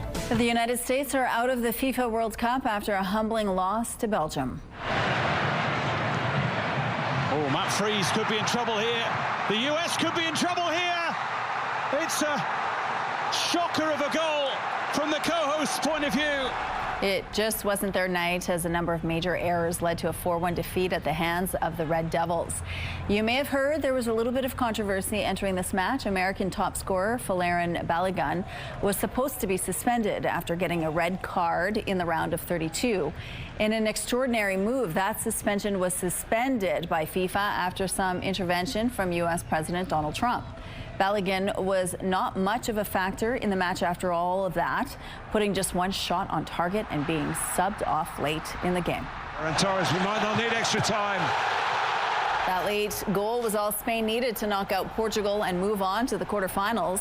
The 1-0 loss also ends Cristiano Ronaldo's World Cup career. He ends his run as the only player to have scored in 6 World Cups. Ronaldo has scored 11 World Cup goals, but only 1 in the knockout stage. That 1 goal came last week in Toronto against Croatia. As Portugal goes home, Spain will take on Belgium Friday. For all those who play team sports, check out this contest. Tell us about your most memorable fun team moment. You can attach a picture and you will be entered to win a $100 Chicken Chef gift card with draws every week. Plus, your picture and story could be featured on our show. Your team memory could be about a great play, exciting wins or losses, or just fun antics. All those things that make memorable moments and show your team's spirit. To enter, head to the contest page on our website, ctvwinnipeg.ca, and fill out the form with your answer and your picture. Good luck. Your Manitoba sports team moment brought to you by Chicken Chef, where memories are made.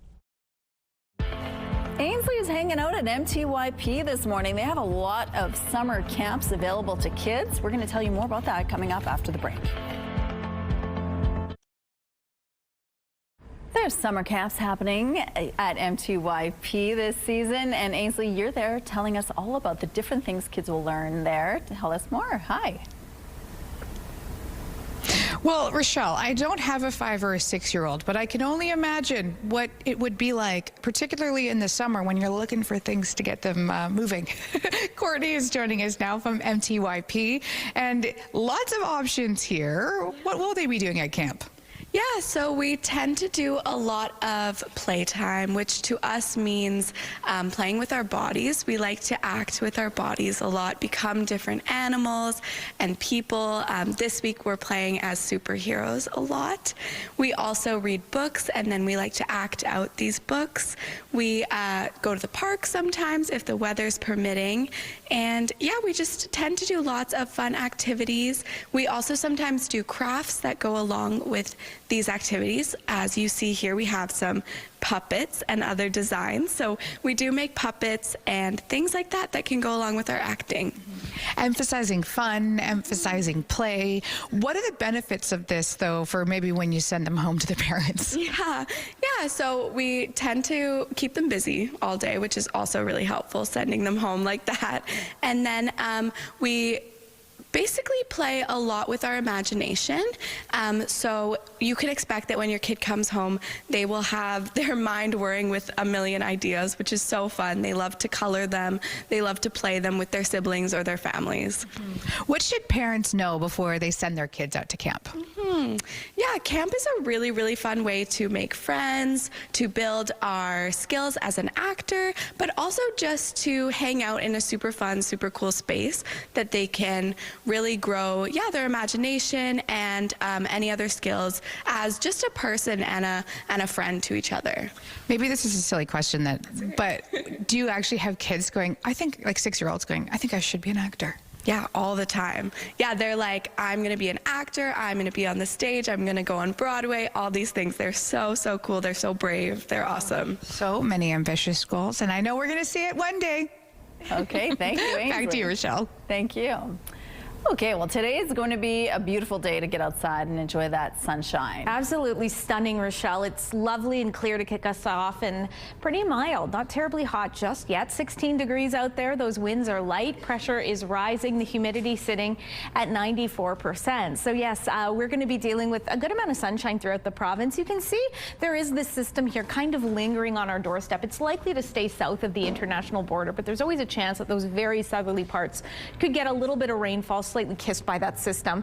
Meanwhile, as we go to Winnipeg, we'll deal with those sunny skies to kick us off, but then those clouds really do build for us, not only here, but in the surrounding Red River Valley as well, particularly into the afternoon. 24 degrees, so we're a touch below seasonal. 26 is a typical high for this time of year. Winds will stay pretty light out of the north under those increasingly cloudy skies. Overnight skies staying pretty overcast as well. Temperatures dipping down to 13 as winds shift out of the southwest at 15 kilometers per hour. Tomorrow, that's when we really start an upward climb with our temperatures. A warm air mass heading our way and is likely to camp out for a good, at least the rest of the week and into next as well. Details on that in a moment, but 27 degrees as we start that inch upwards. Wind staying pretty light out of the southwest under a mix of sun and cloud. There's the upward trajectory I'm talking about. Thursday, 27 degrees, good likelihood of overnight showers.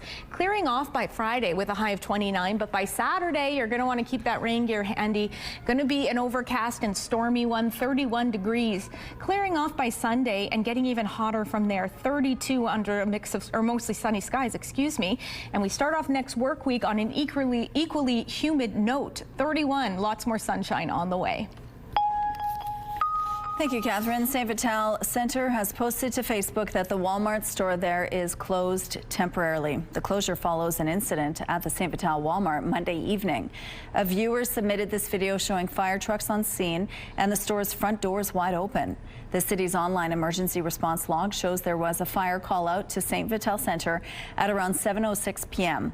CTV News has reached out to the Winnipeg Fire Paramedic Service for more details. A group of around 40 people gathered outside the Winnipeg Remand Centre Monday afternoon to honor 25-year-old Kiana Everett, 1 week after she was found unresponsive in a cell inside the building. She was in a cambered room, to my understanding, vomited and choked, was non-responsive for 30 minutes. Kiana Everett's father, Norman Lajamodier, says she was rushed to hospital but was taken off life support on July the 1st. Lajamodier says his daughter struggled with addiction and was locked up on theft charges. And now he and others want to know why and how Everett died in custody. Everett's death is the third tied to the Remand Centre in the past year. A 25-year-old man died while in custody on March 25th, and a 39-year-old man died there last September. It's really sad. It's sad that in 10 months, three lives are now gone. Families left to carry this grief and walk with it for the rest of their lives. Justice Minister Matt Weeb's office says the minister would not provide comment on Everett's death as an investigation is underway. Manitoba Justice announced Friday the office of the Chief Medical Examiner had been notified, meaning an inquest into Everett's death will happen at a later date. Canada has selected German company TKMS to build its new submarine fleet after a months-long process. The submarine is proven and capable. It's widely used by our allies. Prime Minister Mark Carney saying the NATO connection with Germany was the difference maker in choosing the German company over South Korea's Hanwha. TKMS will build as many as 12 new submarines for Canada, replacing the 4 Victoria-class subs we currently have. Only of those in operation at the time. The new subs are still years away. Officials say 4 of them will be delivered by 2034. Canada's contract with TKMS is expected to be worth more than $100 billion over its 30 to 50-year lifespan. This is fantastic economic news for the city. It reminds me of Edmonton when the oil boom started. Meanwhile, there's excitement in Halifax over the economic implications of these new submarines. The contract with TKMS is expected to create thousands of jobs, many of them likely to be in Halifax. A new submarine facility will need to be built in the area, but there are still questions about where it will end up. Halifax shoreline is already crowded, which means both sides of the harbor, Halifax and Dartmouth, will be considered. U.S. President Donald Trump has arrived in Turkey for a two-day NATO summit. President Trump arrives at the summit after threatening to pull some U.S. troops out of Europe. He has complained about other NATO members not spending enough on defense and not helping out to reopen the Strait of Hormuz. NATO Secretary General, however, says the alliance has made remarkable progress on defense spending. A U.S. Republican Congresswoman is taking aim at Canadian provinces for removing American alcohol from store shelves. New York Congresswoman Claudia Tenney says she'll introduce the, quote, Canada Act, calling for an investigation into Canadian restrictions on U.S. alcohol. She says provinces cannot be allowed to hold U.S. producers, quote, hostage and attempt to ransom them. Several provinces pulled American booze from store shelves in response to U.S. tariffs on Canada. The World Cup is the present, but is this the future? The 2026 Robo Cup finals were played over the weekend in South Korea. It's not quite like the real thing yet, but players say they are aiming for the robots to become FIFA champs by 2050. The Robo Cup is one of the world's biggest robotics and AI competitions. We have some road closures to remind you about this morning. On Yonge Street, the southbound curb lane will be closed from Cumberland to Sargent Avenue. On Donald Street, the southbound median lane will be closed between Notre Dame and Ellis Avenue. And on Stradbrook Avenue, the eastbound median lane will be closed from Nassau to Osborne Street. If you have any other traffic tips, please share them with us. Here's a look now at your gas prices. In Winnipeg, the average is $1.51. It's a slight drop from yesterday's amount. The lowest price in the city is $1.44. All this info is on GasBuddy.com. The Price at the Pump is brought to you by the Kidney Foundation. Help by donating your car today. Right now, taking a look outside, it's gorgeous, it's sunny, it's 16 degrees. We're going to take a break. We'll be right back after this.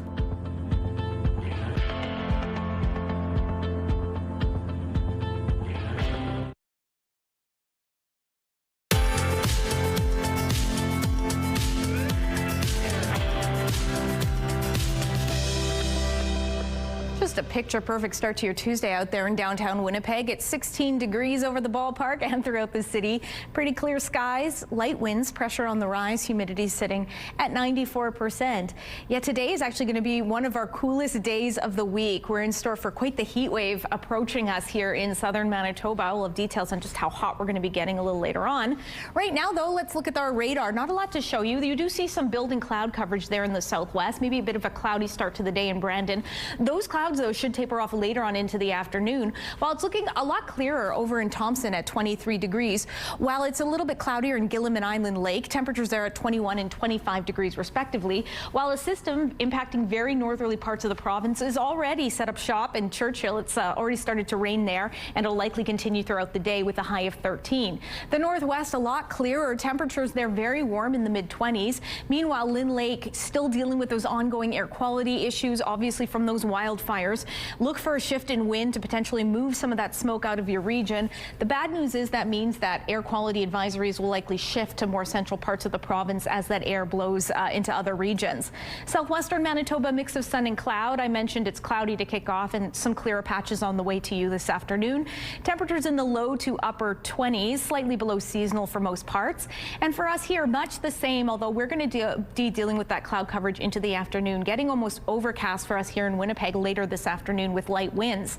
Northwestern Ontario, clearer skies in Dryden, mix of sun and cloud in the rest of the region. Wow, tongue twister. Temperatures peaking in the mid-20s. Goodness, Catherine. Overnight, our skies staying pretty cloudy. Temperatures dipping down to 13 degrees with some light winds. And then tomorrow, that's when that heat wave starts to set in. 27 on Wednesday with a mix of sun and cloud. Thank you, Catherine. In the summertime, parents just want to keep their kids busy and off their tablets, and MTYP and their classes are a good way to do that. Good morning, Ainsley. Yeah, even a craft, finding ways to get creative is the best. Ray is joining me once again. And for this one, we're making little superhero guys or girls. Cute. Yeah, so this is a craft that we would do with maybe the 5 and 6 class or the 7 and 8 class. It's something really easy and accessible for the kids to be a little bit imaginative and explorative. And then after we make them, we would do a puppet show with them. And so they can practice their acting skills as well. So super easy for us to make. What we do is there's a base that we'd have, but today we're just going to decorate with a marker and some stickers. Okay, let's do this together. There's some sticky stickies here too. And just a little marker. And I'm gonna decorate my cape here with some swirls on it. And then I'm gonna put a couple of these little stickers. We've got some stars here, just to make my superhero extra cool. She's gonna be Star Woman. Love that. And these are easy and simple products, right? We've got a popsicle stick, we got cardboard paper. Are you utilizing other simple products too throughout other activities? Yes, we are. Yeah. When we also create, lots of designs and things like that, we're using accessible products that you can kind of get anywhere. We're using paint pens and markers and like crayons and glue sticks and feathers and pom-poms, fun things that the kids are already used to sort of create these worlds that we're going to be showing their plays off in. If there's a parent watching, why theater camp? Cool. Well, lots of reasons why theater camp. Theater is a place where your kids are going to be able to build some empathy. They're going to be able to explore their imaginations. They're going to be able to engage with other kids in activities and their own interests that they share. And so with the themes of our camp, we'll often find that kids come being like, I love magic. I'm here for Magic Week because I'm a huge magic fan. And then all of the kids around them are sharing that interest, and they're able to make some new friends. They're able to put their interest into something creative. Awesome. I really hope people sign up too. And look how cute this is, Rochelle. We should do a little dun dun dun dun dun dun dun. Cute indeed. Thank you, Ainsley. Thousands of core public servants are now required to be back at work in person at least 4 days a week. CTV's Rachel Aiello on why the mandated return is being met with pushback. Some federal public servants started their work week protesting the start of a new policy, mandating them to be in the office 4 days a week. It's not actually about doing a better job. It's about being seen to be there to check off a box on someone's list. It's one more day than was already required, and workers say it won't make them any more productive. I'm coming into the office to do basically what I would do at home, and it's just a little bit more difficult because, you know, the person next to me is on a phone call, the person in front of me is on a phone call. Others said the change complicates their childcare or their commute. It does eat up a bit of my day, which is kind of annoying. Several departments don't have enough space for all staff to work comfortably, some delaying rolling out the new rule. You can't say we're going to convert a bunch of our buildings to housing, we're going to downsize real estate, and at the same time, we're going to increase the amount of in-office days. The Treasury Board says the shift to more in-person time is to support the Prime Minister's ambitious agenda. And today, the Finance Minister said it's about efficiency. We need to bring people back to deliver service to Canadians. Human resource experts say in the private sector, the trend is also towards more in-office time, but it can result in declining job satisfaction. You have to really balance the benefits of the flexibility with the costs. The unions say while their efforts so far haven't stopped the policy from coming into effect, doesn't mean their fight is over. They vowed to continue fighting the government through legal, bargaining, public, and political avenues. Rachel Aiello, CTV News, Ottawa. A panda is celebrating its World Cup themed birthday in a zoo in Taiwan. The panda, born in 2013, celebrated its 13th birthday Monday. It could be seen smashing a World Cup themed birthday cake before lounging in a swing at the zoo. The World Wildlife Fund says the average lifespan of a panda in the wild is between 14 to 20 years. They can live years longer in captivity.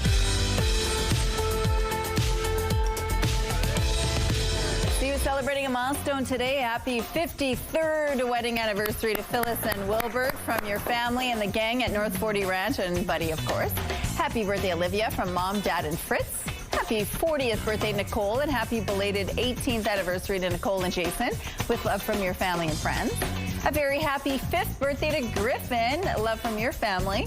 Happy 15th birthday, Leland, love from your family. Happy 5th birthday, Stuart, love Mom, Dad, and Mackenzie. Happy 2nd birthday, Ollie, love from Lenny, Millie, Mom, and Dad. And a very happy 70th anniversary to Victor and Genevieve, with best wishes from family and friends. To submit your milestone, visit our website, ctvnewswinnipeg.ca, and fill out the form at least 2 days in advance.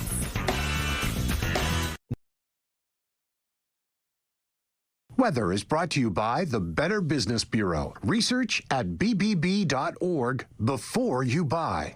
The sun is out and shining brightly, priming us for a decent high of 24 degrees. You can see, though, we're a little bit below average. 26 is a seasonal high, but we're doing better than last year, but well off the record set back in 1936. 41 degrees sounds rather unpleasant to me, but if you can believe it, we are going to be getting temperatures not that hot, but very humid coming up later on this week as a heat wave moves in. Today is a bit of a breather, a bit of a rest before that humidity. It's currently 16 degrees, mix of sun and cloud, clearer here though in downtown Winnipeg. Winds are light, pressure rising, humidity sitting at 94%. We will get a little bit more clouds into the afternoon here in Winnipeg and the surrounding Red River Valley. As you saw, our temperatures throughout southern Manitoba will be slightly below seasonal, while the north, particularly the northwest, is a little bit warmer with lots of sunshine. Meanwhile, Churchill, you're likely in store for a rainy day. You've already started with some raindrops. That's expected to continue throughout your Tuesday as well.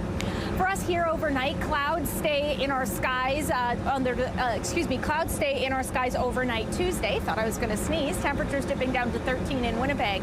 And then that's when we start our climb upwards with our temperatures. 27 expected tomorrow. And by the weekend, we're cracking the 30-degree mark. And with it, likely some rainfall on Saturday, though we clear out nicely on Sunday. Thank you, Catherine. Prime Minister Mark Carney on Monday named German submarine manufacturer TKMS as the preferred bidder to supply the Navy's next fleet of subs. Speaking at a Canadian Armed Forces base in Halifax, Carney said the procurement is the largest in Canadian history and noted it will have the greatest economic impact across Canada compared to past purchases. Joining us now to tell us more on how this deal with Germany may also benefit Manitoba is the Professor of Supply Chain Management at U of M's Asper School of Business and the Director of the Transport Institute, Barry Prentice. Good morning, Barry.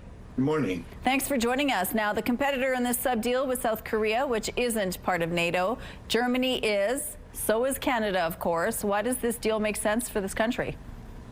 Well, I think it makes sense for Canada because of the link with Europe and with NATO. I mean, the equipment will be very similar, or it will be the same equipment that are being used by the Norwegians and the Germans. We can also benefit from that training and working together. You know, if we have a problem, we need extra support, they can easily move in and vice versa. So I think it makes sense from the alliance perspective. Now, this deal sounds like it would be more beneficial to Canada's coastal provinces, but there could be some benefits here in Manitoba as well. Tell us about what this deal could mean for our province. Well, it's hard to say what the industrial spin-offs may be. I mean, the way these things work is that the government says, okay, we're going to spend this money in Germany and Norway, but we want to have certain components built here, or send us some other kinds of manufacturing that maybe not related to submarines, but to something else, to get the same kind of economic benefit as if we had built the submarines all ourselves here. This is pretty typical in military procurement. So some of that may come to Manitoba. I'm not sure precisely what. But the other thought is that we might see the submarines based at Churchill, or at least some of them based at Churchill. And so for the Port of Churchill, this would also be a benefit then? Well, I think it'd be a benefit to Churchill, but also to the military, because you know, there is capacity at Churchill. They've been bleeding population for many years, so there are the facilities there, the schools, hospital, airport, and even some housing. So it's not going to put an extra burden on a community, whereas if they were to locate further north, say at Calumet or one of the other small communities, there's no housing there, and it's much more difficult to resupply. So at Churchill, they can get year-round resupply, and that would be very helpful. And I think the location in the center of the Arctic is not really a problem, especially for submarines, because they can go under the ice, so they're not like they're locked into to Churchill for 6 months of the year. Right. Now, let's switch gears a little bit. A new pipeline could run through southern Manitoba, including Winnipeg. Alberta and Ontario announced the 3,300-kilometer route for a proposed cross-Canada energy project. Doug Ford from Ontario says an extension could also be built to the Port of Churchill. Monday, though, Premier Wab Kinew wouldn't commit to this, saying talks are ongoing with all interested parties in Manitoba, including many First Nations groups. What impacts could this have on Manitoba if it were to be approved and go through? Well, certainly, first of all, it'd be a very huge impact on the construction industry and employment in the area. And of course, that has spin-offs into the rest of the society as that money gets respent. So the initial construction would obviously be desirable, but it would also be very desirable for the ongoing activity and add to the port. Obviously, if you're going to build something like this to the Port of Churchill, you have to have a loading facility to load it out. And typically with very big ships now, that loading facility would likely be offshore.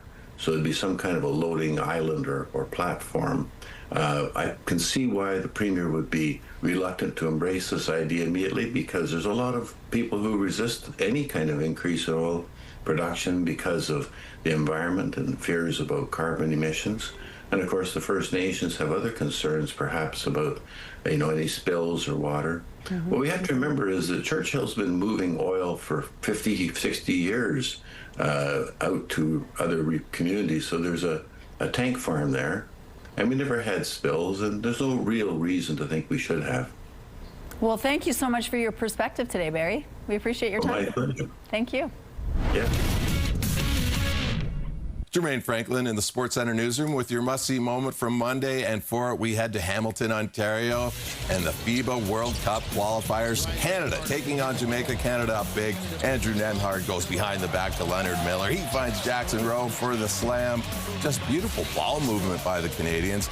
They're through to the next round of qualifying, and it's no surprise when the team is making plays like this, earning the must-see moment from Monday. And today on TSN, our coverage of the FIFA World Cup continues. The final round of 16 matches. First, Lionel Messi and Argentina take on Egypt at noon Eastern, 9 a.m. Pacific. Then from Vancouver, Switzerland faces Colombia at 4 p.m. Eastern. That's all from the Sports Center newsroom. Have a great day.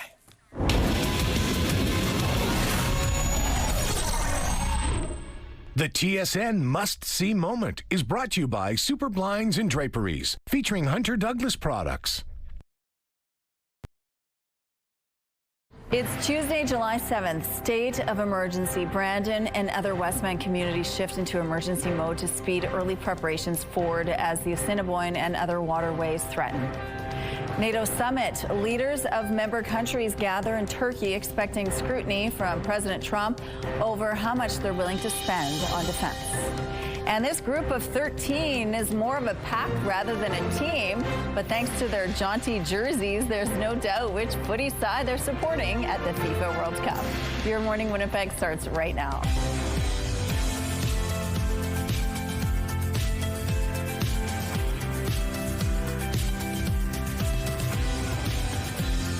Good morning, Manitoba. It's 8 o'clock on your Tuesday. Thank you so much for staying with us here on Your Morning Winnipeg. Now, we're going to get an update on the situation in Swan River. We're going to speak with the mayor at about that time to find out what is the latest on the ground right now. What kind of support are they getting and what kind of help that they need? We've been hearing that things are improving in the town, so we're going to find out more about that. But the weather, it's nice. Things are going to dry up with this sunshine. That's the great news. Mother Nature playing ball to help with flood recovery in the form of very warm temperatures and no rain today, although we do have a little bit in the forecast in the days to come. Details on that in a moment. But right now, let's cast our eye to the sky over downtown Winnipeg. Sunny and clear. 16 degrees currently. Winds are pretty light. They're not going to be ramping up much today either. The barometric pressure rising, the humidity sitting at 94%. So yes, in comparison to yesterday, a downright calm day. We started off with those stormy skies and that threat of instability lingering throughout the day. Not the case today, although you can see these kind of shades of green creeping over the international border. It's likely to stay south to us, not bringing anything in the way of rainfall. But our futurecast shows us we will deal with a little bit of cloud coverage. You can see it beginning to concentrate further on the southwest to kick off the day. And as the day progresses, it really expands to us. So we're going to be almost overcast into the afternoon. Our current sky conditions a bit deceptive. It's so sunny and lovely. Meanwhile, the northeast, particularly in and around Churchill, rainy for you. You've already started off needing those umbrellas umbrella is likely to continue to have it handy throughout the day. Overnight tonight, we still deal with those cloud coverage through much of southern Manitoba, and then tomorrow we clear off, and that's when a heat wave really begins to take shape here in southern Manitoba. Temperatures really getting up well above seasonal and almost to the uncomfortable degree. But with that comes the possibility of some rainfall. You see this system here moving in likely to southwestern Manitoba by Thursday and joining us overnight. Backtracking to today, though, a more moderate day ahead, 24 degrees, 26 is what's seasonal. I say moderate in comparison to what Mother Nature's serving up for the back half of this week. 27 Wednesday and Thursday, and getting even hotter from there. Your weather art of the day, 11-year-old Aaliyah drew this lovely picture, sunny, very reminiscent of what we're seeing outside today. Thanks so much for submitting that. And if you'd like to submit your child's weather art of the day, just got to visit our website, ctvnewswinnipeg.ca, fill out the form. Your art can be shown on Your Morning Winnipeg, but it's also going to enter you into our monthly contest for a chance to win a $100 gift card from Crockadoodle at Keniston and Regent. The Weather Art of the Day is brought to you by Crockadoodle Paint Your Own Pottery, now open on Regent and Keniston. The second largest city in Manitoba has declared a state of emergency. In a special meeting on Saturday evening, Brandon City Council unanimously voted to make the declaration as a proactive measure for anticipated flood conditions. The city said the peak flow is anticipated around July 12th. The declaration will allow the city to mobilize private partners for flood preparation efforts. The city has now put up a temporary dike closure on Grand Valley Road and 18th Street. Mayor Jeff Fawcett says another closure will take place at its Riverbank Discovery Center, and the city will also lay some clay on top of the dikes.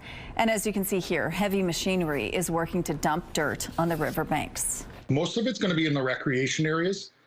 The soccer fields, the golf course, like they are diked, but the numbers have it that they would get inside that 2 feet of freeboard.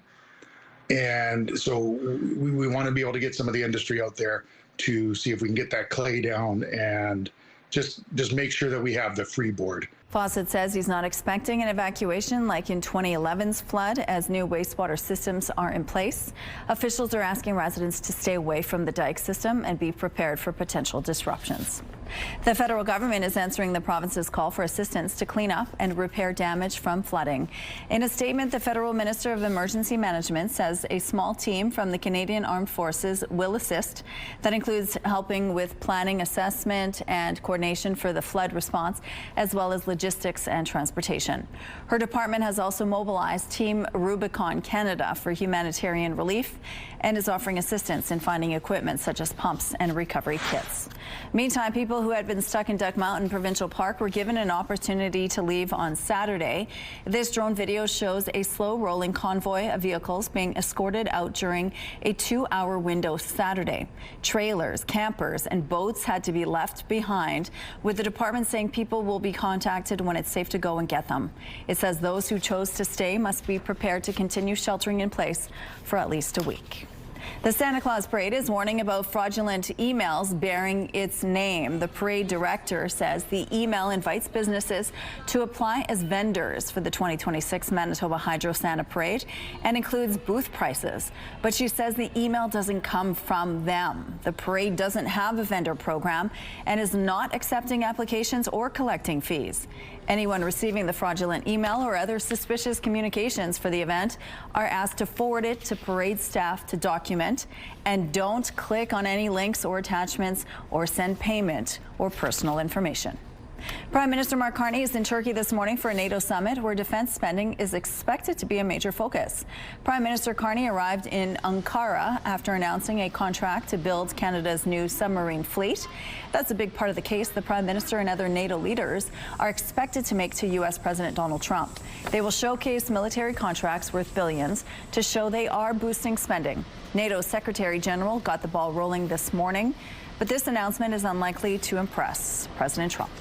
Today, several allies are announcing the joint procurement of up to 10 Saab Global Eye aircraft. NATO this morning formally announced talks to buy up to 10 Global Eye surveillance planes. This is the platform that combines a surveillance system built by Saab with jets built by Bombardier. Canada is also in talks to buy the system. NATO is choosing the Global Eye over its existing U.S.-based Boeing fleet. NATO also announced another deal this morning to buy drones from a U.S. company. Beverage giant Diageo confirmed a purchase sale agreement was signed for Crown Royal's bottling plant in Amherstburg, Ontario. The building was listed for sale in December, and the plant's doors closed for good in February when the company moved some production to the U.S. The town's mayor is hopeful new ownership could help bring some jobs back. We would like whatever will employ the most people. That's the use that we hope we can get out of it. More than 200 employees lost their jobs in Amherstburg. The buyer has not yet been made public. 13 of Argentina's biggest footy fans are out on the streets in Buenos Aires every single day. This dog walker takes his clients out, all dressed to support their national team. It started a couple of weeks ago with just 2 of the dogs decked out, thanks to their owners. But the walker loved their outfits so much he went to a pet store to get Argentina shirts for the rest of them. Lionel Messi and Argentina take on Mo Salah and Egypt later today at 11 a.m. Central on TSN. Here's a look now at what's happening in traffic along St. Mary's Road. It looks like things are moving quite well in this part of the city. We have no issues to tell you about at this point in the drive. If you see any problems out there, though, please let us know. Let's go now to Ainsley, who is telling us all about MTYP summer camps and what kids will learn. Good morning. Well, if you watch our program regularly, you might look at me and think, she went to theater camp. That was a theater kid for sure. And surprisingly, no, I went to science camp, which only worked for 50% of my parents' children. I'll let you guess which the other half was. Emmy is joining us now from MTYP, and for this segment, we're doing a little dance. Tell us how it's incorporated into the camps, Emmy. So we have lots of themes to all of our camps at MTYP, and one of them is Green Eggs in Camp from Seussical, and we have lots of musical theater camps incorporated, which include dancing and singing. And we also have our Teen Intensive, which is over 2 weeks, one of which is our Seussical themed week. So this dance is a little bit themed on the kind of dance that we would do in musical theater in our week or 2 week long camps. Or it's also about Seussical, which is our show coming up in December. Oh, what a happy combination, right? Perfect timing. What are the benefits of getting those kids and youth moving? It's great because it means that they can have lots of fun. Theater camp is all about having a ton of fun, getting moving, dancing, running around. So it's really just about using that creative side of their brain and being able to move at all times. I was saying it off the top of the show, I wish my parents put me in something like this. Like, I'm just having a memory. Science camp, I was only excited for the liquid nitrogen because we could make ice cream later. Let's do the dance, and it's some simple steps. Yes. So this is from Oh, the Things You Can Think, which is the opening number in Seussical. So we're going to start with going, oh, the things you can think, and you're going to put your finger to your head. When you think about Seuss, then you're going to stick your foot out and point at it, and then put it down. And we're going to do that 4 times. 3, 4. And then how's it look? Hips. Okay. Do. I don't think that's part of it. Okay. Do we want to just try that? We're going to try it, and then we'll play out, and then we got 10 seconds, so let's do it. Oh, the things you can think. Oh, the things you can think when you think about Seuss. Seuss, Seuss, Seuss, Seuss. All right, that's enough. The CTV Live Eye is brought to you by Bath Fitter, your bath and shower experts for more than 40 years. I personally wanted more. That was amazing. Go Ainsley. Alrighty, taking a check-in on our weather this hour. It's 16 degrees, sunny and pleasant out there. Very light west-northwesterly winds, pressure rising, humidity sitting at 94%. Not a lot to show you on our radar because we're starting off on a decently clear note through, I'd say, 75% of the province. You can see it's pretty overcast in and around Brandon and Neepawa. For us here, we'll get the clouds a little later on into the afternoon. So if you look outside, you see so much sunshine. Bit of a misnomer as to what's to come because because, yes, we're really going to be clouding over, almost overcast into those late afternoon hours. A high of 24 degrees, 26 is what's seasonal. Winds are light out of the north. Overnight tonight, skies staying pretty cloudy, temperatures dipping down to 13, those winds remaining pretty light. And tomorrow we start to inch up with our temperatures. We're above seasonal tomorrow, 27 degrees, winds staying pretty light, not a lot of relief there from the heat. Out of the southwest at 15 kilometers per hour, more of a mix of sun and cloud is expected. And from there, we're just continuing on into those very humid July temperatures, sweltering in some days. 27 on Thursday under clear sunny skies. Likely we're going to get overnight showers on Thursday. Should taper off by Friday, and temperatures just increasing. 29 degrees, lots of sunshine. Saturday, however, we've got a little bit of rainfall, and by a little bit, I mean a lot, likely to stick around through the day. Overcast, stormy, a high of 31 degrees. And if you can believe it, we're expected to get even hotter into Sunday. Those skies clearing out nicely with a high of 32 degrees. We're going to get the latest on flooding in Swan River. That's ahead. Don't go anywhere.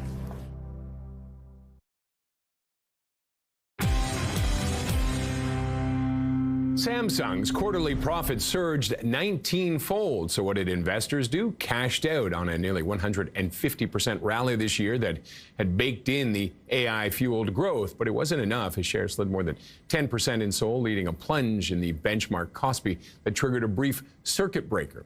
Earnings by the world's largest memory maker are in the spotlight as investors seek to justify sky-high investments and valuations around AI. A new survey shows trade tensions have some Canadian manufacturers deciding to move production south of the border or delay capital investments. KPMG Canada says that 42% of Canadian manufacturing companies indicated they have or are considering moving production to the United States.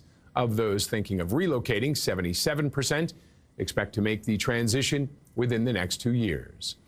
And the company behind Crown Royal Whiskey says it has agreed to sell its bottling plant in southern Ontario to an unnamed buyer. The facility in Amherstburg, a historic town along the Canada-U.S. border, was put up for sale after Diageo announced its closure, effectively cutting about 200 jobs. Ontario Premier Doug Ford, in response, threatened to pull Crown Royal from liquor store shelves, though he backed down after Diageo agreed to $23 million in spending in the province.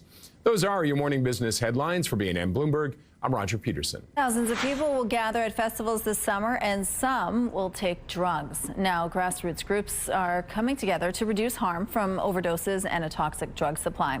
Drug testing is offered on site at some festivals, which has one advocate wondering why the Winnipeg Folk Festival is not following suit. CTV's Joseph Bernacki explains. Dessa Desote, otherwise known as DJ Double D, mixes it up at some of Manitoba's biggest festivals.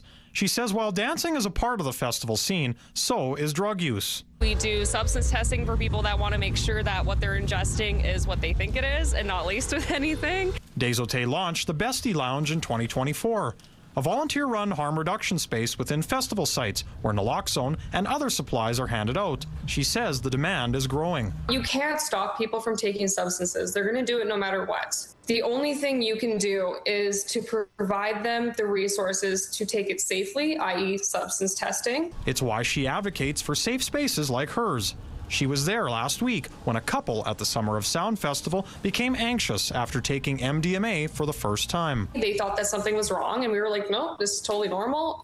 We're just going to keep an eye on your heart rate and keep an eye on you and everything and make sure you're okay. She wanted to take the lounge to the Winnipeg Folk Festival this year, but they said no to her as a volunteer because she missed a day last year. The Folk Festival declined an interview, but a spokesperson sent a statement saying in part, while we cannot control or eliminate substance use, we are committed to supporting harm reduction. They say Project Safe Audience, a harm reduction organization, is in the campground where supplies are handed out, and volunteer and security teams carry naloxone, but last year didn't administer any. Desote's booth has been welcomed by others, however, like the Bring Your Love Festival held in August north of Winnipeg. Staff say while they don't condone using drugs, they prioritize safety. It is better to offer someone a safe space to know how to use drugs and get drugs tested, as well as people that understand how people can react to drugs and help them come out of a bad situation. Joseph Bernacki, CTV News, Winnipeg. A shocking display on a stretch of road in BC's interior is raising eyebrows. CTV's Craig Krause spoke to a woman who at first didn't even believe what she was seeing.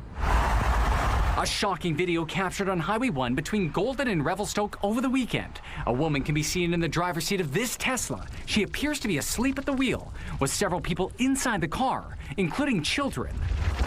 When I looked, I was like, that lady looks like she's sleeping. And I did a triple take. Carly King recorded the vehicle as her husband passed it, both in disbelief, leaving her to call police, fearing the driver was suffering a medical emergency. Did you see her hand on the wheel at all, or? No, but there was a cover on the steering wheel. So I don't know how it all works, but scary.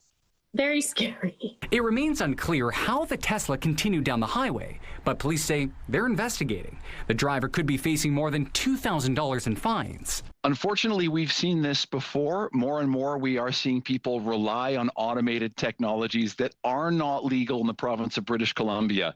While the technology exists, fully autonomous driving remains a long way off in BC. Current policy only allows level 2 driver assistance, meaning the driver must remain alert, engaged, and in control while the vehicle is moving. We don't know what the moral decision making is that's programmed into these vehicles, and the moral decision making can be a significant impact in situations where a collision is unavoidable and you have to choose between sort of the lesser of two evils. Without human control, those life and death decisions could ultimately be left to artificial intelligence.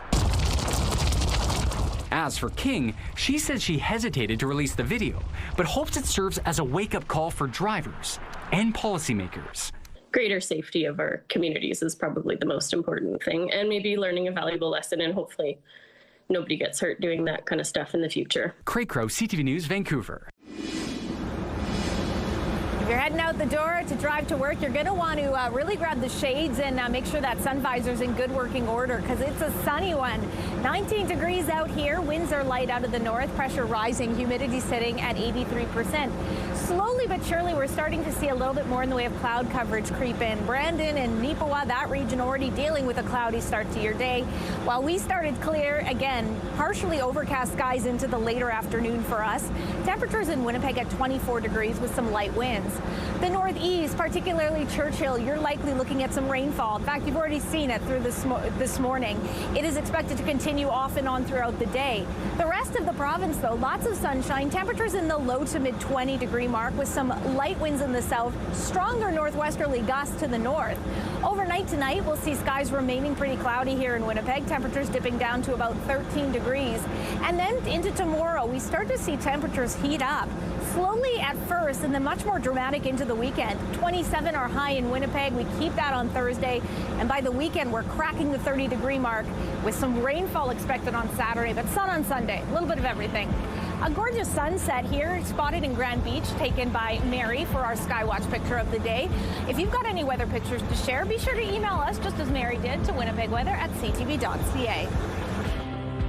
Weather is brought to you by Blinds Are Beautiful. Our new Hunter Douglas showroom is at 900 Lorimer.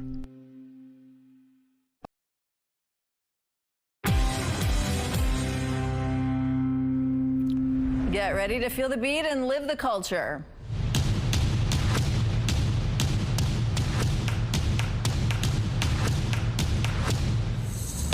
This year marks 55 years of Folklorama, and you have a chance to win a pair of tour visas to visit any and all pavilions you want to discover from August 2nd to the 15th. Plus, 2 lucky winners will also win seats on our CTV Mystery Folklorama bus to enjoy even more food and entertainment. To enter, head to the contest page on our website, ctvwinnipeg.ca. Don't forget to enter the keyword world. Good luck. An anti-inflammatory diet may lower dementia risk even in people with early signs of Alzheimer's. That's according to a new study published in the journal JAMA Network Open. It followed more than 1,800 adults aged 60 and over in Sweden who did not have dementia. After 15 years, researchers found that those whose diets had lower inflammatory potential were less likely to develop dementia, and that even held in people who had a higher biological risk. Experts say anti-inflammatory diets typically include more vegetables, legumes, whole grains, nuts and fruit, and less processed foods and red meat. Climate change and urban sprawl are having an effect on animal habitat, with more sightings of wildlife closer to people's homes. CTV's John Venivelli Rao on a young boy's solution to a growing problem. Just above the playhouse there where my kids used to play. What Kathleen Miller saw in her backyard recently truly surprised her. Shocked because I've never seen a bear, first of all, but never seen a bear around here. Up in a tree, this black bear that she snapped photos of behind her house in the Stouffville neighborhood on the outskirts of Toronto, where there have been several local bear sightings in recent weeks, and this one came a little too close for comfort. And he was just hanging in the tree looking really comfortable with his hands and legs down. After 3 days, provincial officials came and caught the bear and relocated him. The latest wildlife encounter in the burbs. Coyotes have also caused problems of late, including an attack in this playground in Whitby, Ontario on Sunday evening that saw a 2-year-old get bitten. This 8-year-old in Markham heard about the incidents and learned wildlife is losing space to people, creating conflicts, so he decided to act. I wanted to find a solution for this problem by using technology, so I decided to make an app. Yuhan Sayuran, who has some computer smarts, felt there was some urgency, so he turned to artificial intelligence to assist him with creating an app that he thinks could help. I wanted to use AI because AI could help us solve problems much faster than coding, because coding would take maybe weeks for me. So then I decided to go with AI. In a couple of days, the youngster, who's going into grade 4, created Urban Wild Watch, a site that lets people report animal sightings so others can be aware of them. You could report any animals, but the main ones are coyotes, foxes, and raccoons. He says it's been rewarding to see people use his app, and he hopes it'll help protect both people and the animals so that encounters don't end with either being harmed. Sayuran says his app can be used for locations anywhere in the world, and he hopes more people start using it. John Valley-Rouse, CTV News, Markham, Ontario. Now, this is the kind of story that makes you say, oh dear. Firefighters in Astoria, Oregon responded to an unusual call, rescuing a fawn from the roof of a house. Once they got it down, the little one was seen being reunited with an adult deer. Firefighters noted it's something that doesn't happen every day and added if any humans got stuck on a roof, they'd respond to help them as well. All right, here's a look outside now at traffic along Portage Avenue at Polo Park. Things look like they're moving quite well starting off this Tuesday. We're going to take a break. We'll be right back after this.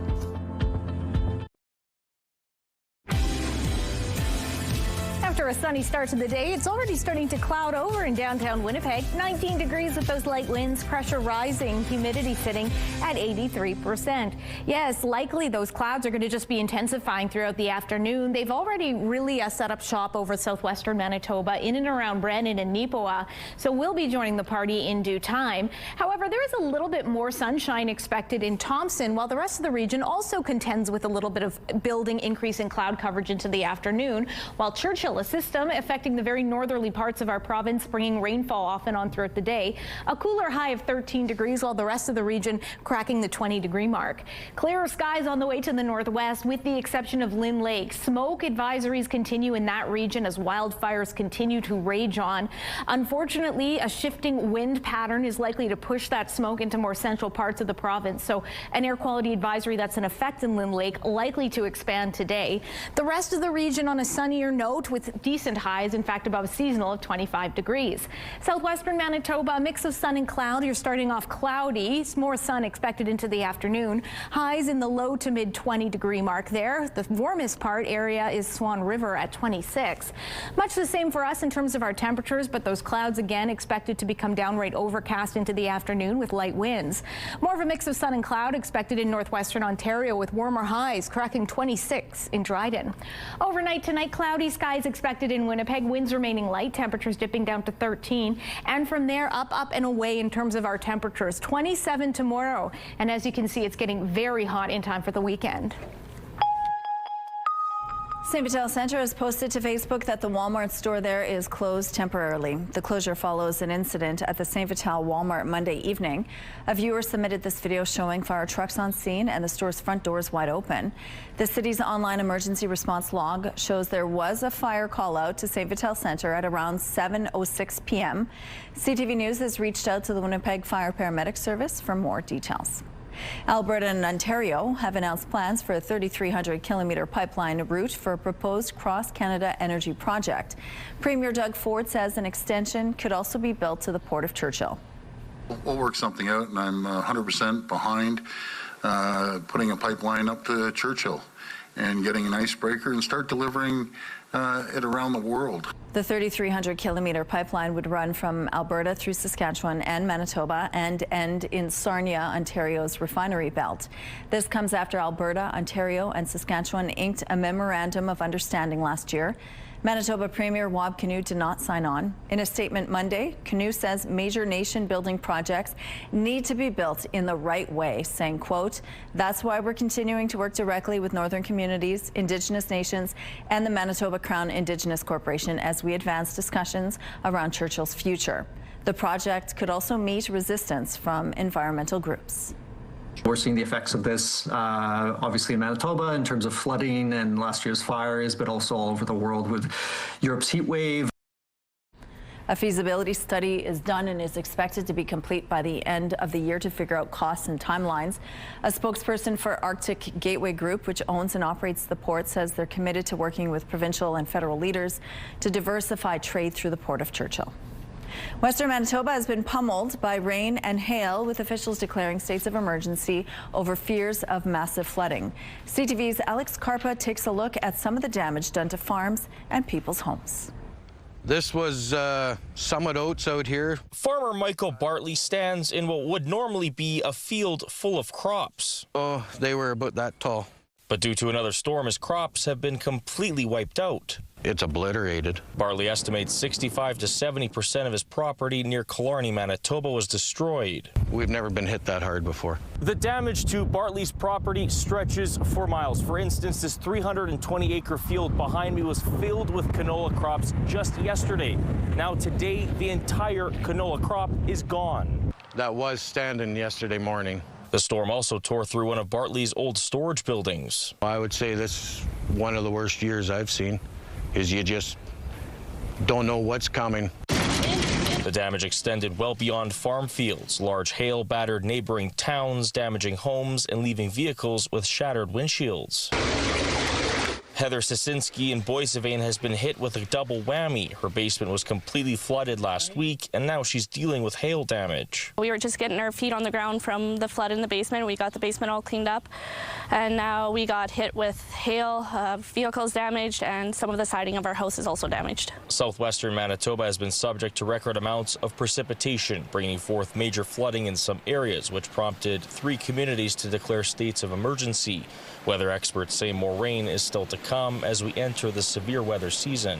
We're in the peak of that season, so I don't see a whole lot of change going on, especially with the moisture availability out there. As for Bartley, there's little he can do about the crops he's already lost. Now he's hoping for a break in the weather to protect what's left. Alex Karpa, CTV News, Killarney, Manitoba. Here's a look at what's happening now in traffic along Donald Street. Things are moving well over here. There could be a few delays, actually. It looks like things have slowed down quite a bit in this part of the city. I'm not sure why. If you know why, please send us a text to give us a heads up. Here's a look at your gas prices now. In Winnipeg, the average is $1.51. It's a slight drop from yesterday. And the lowest price in the city is $1.44. All this info is on gasbuddy.com. The Price at the Pump is brought to you by the Kidney Foundation. Help by donating your card today. It's time now for your answers to our question of the day. Today is National Day of Rock and Roll. So we asked, what's your favorite rock song? For Sandy, it's Pride and Joy by Stevie Ray Vaughan, by far. Thunderstruck by AC/DC, says Mark. Blair's favorite rock song is Layla by Derek and the Dominoes. Blenda likes Hotel California by the Eagles. Sweet Child of Mine for Marlene. Hotel California by the Eagles, shared another viewer. Susan likes With or Without You by U2. Action by Streetheart for Brent. Teresa says Hotel California is my favorite rock song. Light My Fire by The Doors for Elaine. A viewer shared Bohemian Rhapsody and Hotel California. Colin likes Money for Nothing by Dire Straits. Rob's favorite rock song is Bachman Turner Overdrives from the album Not Fragile. Unk D says Smells Like Teen Spirit by Nirvana is a great song. Bad Motor Scooter by Montrose for Craig. Free Bird by Leonard Skinner, shared a viewer. And More Than a Feeling by Boston is Kathy's favorite. Thank you so much for your responses. Question of the day, brought to you by Provivo, Manitoba's #1 cool sculpting clinic. Science-backed body contouring. Let's go back to MTYP now, where Ainsley McPhail is live this morning. Hi, Ainsley. This morning they made me dance. Last year, Kristen made me sing. Thank you guys for sharing your favorite songs.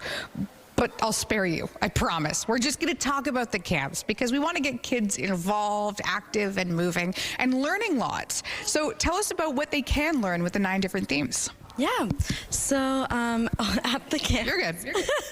at the camps, we have camps for ages 5 to 18 years old. Every year, every summer, we try to do different themes, things that are happening around in the world that are relevant. So this year we have awesome themes like flower power and Back to the Future, abracadabra. We have a K-pop camp, which is so fun.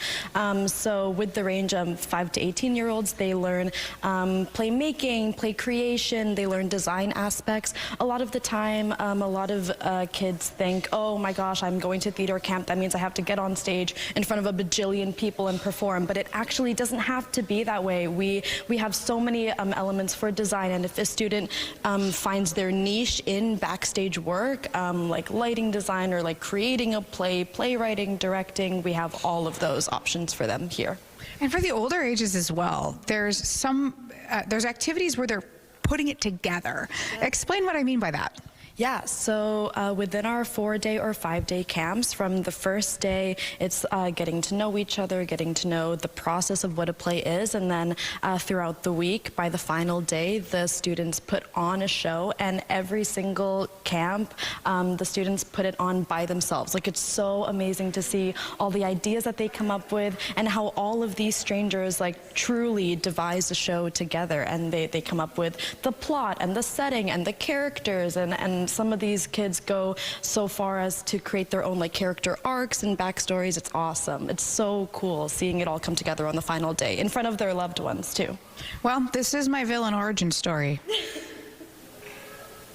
I wanted to see how long I could hold that pause. We're almost out of time. Thank you. Thank you. We're almost out of time, but where can people sign up for this? Yes, so you can go to www.mtyp.ca. You can find all of our information there. Registration is still open for camps. We have some sold out, but we have a bunch that are still open, and we'd love to see you there and have you at camp. Oh, thank you so much. And creating, future innovators and people who can hold a conversation. Absolutely. Wouldn't that be nice? So important. Thank you, Ainsley. Thank you. All right, let's go out to the rooftop. The sun is shining. I just can't wait to get out there and warm up. It's gorgeous. Rochelle, I'm actually starting to get a little overheated in my blazer when earlier it was much more moderate. But yes, temperatures will be heating up throughout the day, of course. Not quite as warm as is typical for this time of the year. Details on that in a moment. Right now, though, it's 19 degrees. Skies starting to load up with a few more clouds. Winds are light, pressure rising, humidity at 83%. So yes, some more moderate temperatures, slightly below seasonal expected for us in Winnipeg. 24 degrees is what we're likely getting. 26 is what's typical. And that will be similar values on the way. Excuse me, those similar values are on the way to other parts of the south as well. The warmer area, likely the northwest, temperatures there in the mid to upper 20s. Lots of sunshine on the way for you. While we here will contend with clouds building into the afternoon here in Winnipeg. Pretty overcast by the late afternoon. Winds will remain light overnight as well. Skies will remain cloudy as well. Temperatures dipping down to 13 degrees. But then tomorrow, we start to see the beginning stages of a bit of a heat wave. 27 degrees in Winnipeg. Similar highs expected all throughout southern Manitoba.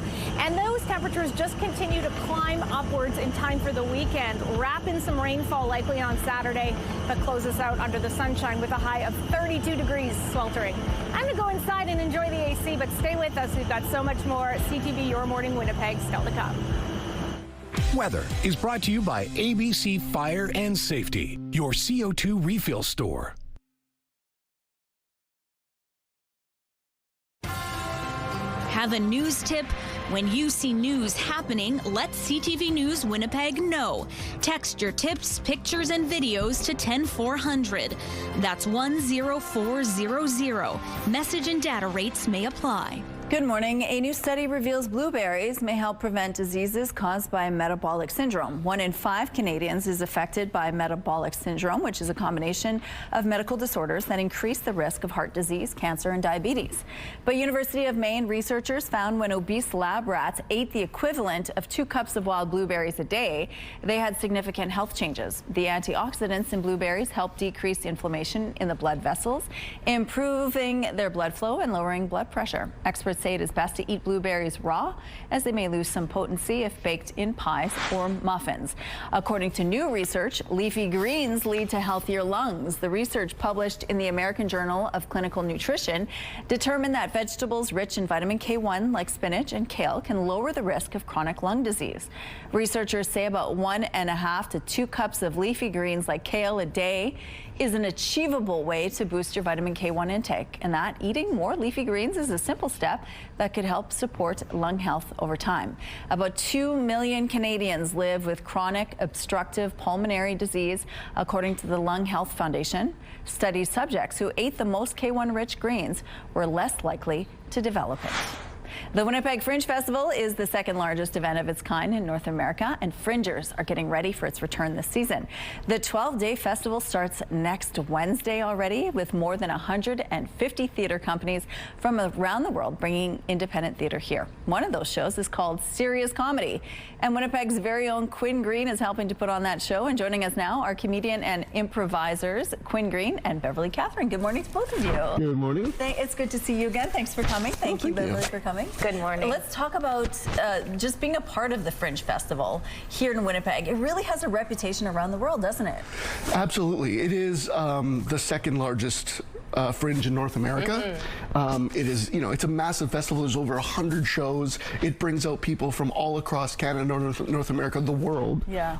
It's a hub. It's a cultural hub for theater of all kinds. You're going to see a show like you've never seen before if you take a risk at the Fringe and see. If you just pick something, if you just flip through the book and pick a show, you're going to experience something completely unique and different. And of course, there's some amazing 5-star shows that come every year that blow people away. It's from the wildest, smallest independent theater show to the biggest, broadest Broadway level show. That is incredible. Okay, well, let's talk about your show, because you are putting on an improv show. It's called Serious Comedy.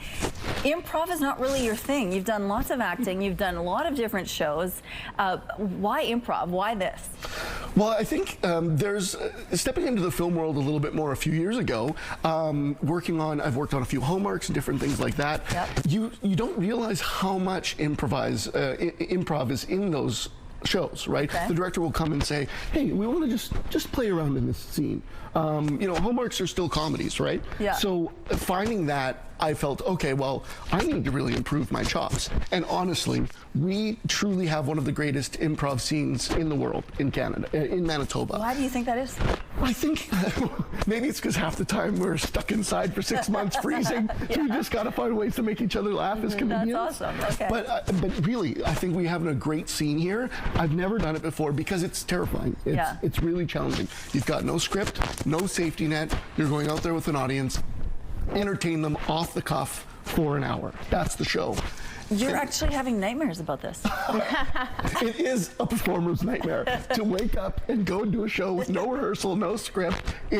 But I think the thing is, it's exciting. There's nothing like it. Okay, and then Bev, of course, you're an expert at improv, right? You've been doing it for many years. I've been doing it for many years. I don't know if I'm an expert, but I certainly know the rules, saying yes and. So when someone offers something to you, like, hey, it's your birthday today, you take that on and you add to it, and that's how we make a scene sort of come to life. Okay, so you're part of a different show, at the Fringe starting next week. Yes. And you will be joining in this show, Quinn. So this is different from Serious Comedy, which is the other show that you're working on. Tell us about the other project you're working on. So the project that I've been part of since 2015 and Quinn is part of this year is called the D&D Improv Show. And so we perform over 10 nights of the Fringe, and we dress up in medieval style costumes like elves elves and gnomes and wizards, and we fight each other with fake swords. We have giant 20-sided dice that determine the outcome of different things like battles, or like how successful we are at picking a lock or breaking through a cave or a puzzle. And so it's a lot of fun, especially for people who love fantasy or love like role-playing games. And it sells out like crazy. Yes. It's a huge Fringe staple. Okay, because it really is a different story every night, right? Absolutely, and that's the same with serious comedy. It's we're going to take suggestions from the audience. With D&D, there's sort of a little bit of a story that we have, and then we just roll with it. We just go out, we let the audience influence what we're doing, and we just play. We just play. And with serious comedy, what I love about it too is that my comedy partner is Adam. He's from Toronto, and we are inviting a bunch of guests from the Fringe circuit, so people from all over the Fringe who we've never worked with before to come and join in the show. So it creates, and the same with D&D, they have guests from all over the Fringe. So it creates a forum for people who've never worked with each other before from all across Canada, who might love each other's work, to just step on stage for the first time and explore. So it's a real adventure for everyone involved. Absolutely. Well, if you want more information, we of course have a link on our website, and if you want to get your tickets, you should do so now. Thank you so much to both of you, and good luck with the Fringe. Thank you. If you're heading out on a Dungeons & Dragons quest today, you're in store for some beautiful weather out there. 19 degrees, clear and sunny to kick us off. Winds are light out of the north. Barometric pressure is rising. Humidity sitting at 83%. Yeah, well, we're starting off on a clear note. You're starting to see those clouds build from the southwest, and they'll join us here a little later on today. So you're looking at more likely overcast skies in the late afternoon, but we'll enjoy that sunshine while it lasts. A high of 24 degrees. 26 is what's seasonal, so we're slightly off the mark. Winds will stay light and very pleasant. Overnight tonight, skies remaining partly cloudy and those winds light as well. But look at what Mother Nature is serving for the back half of this week. Very hot, 27 by tomorrow, keeping that going on Thursday. Likely some overnight showers rolling in, but tapering off by Friday as that mercury continues to rise. By Saturday, it's likely to be a rainy, overcast day, a balmy, hot, humid high of 31 degrees. And if you can believe it, we're likely to get even hotter on Sunday, closing out the week with a good amount of sunshine. We're going to take a break, but stay with us. Your videos of the day on the other side.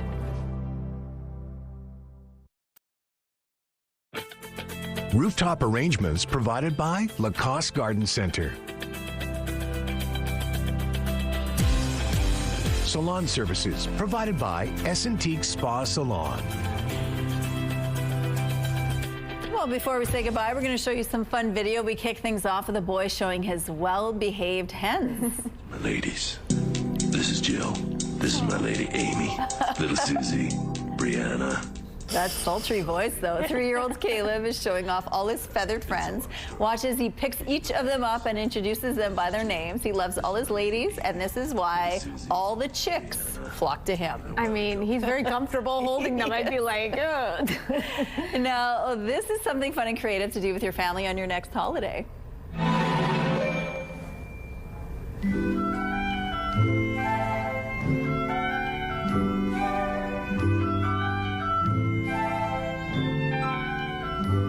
Well, everyone was assigned a color, and they had to take photos of sights and scenes with that specific color, and the photos were fantastic.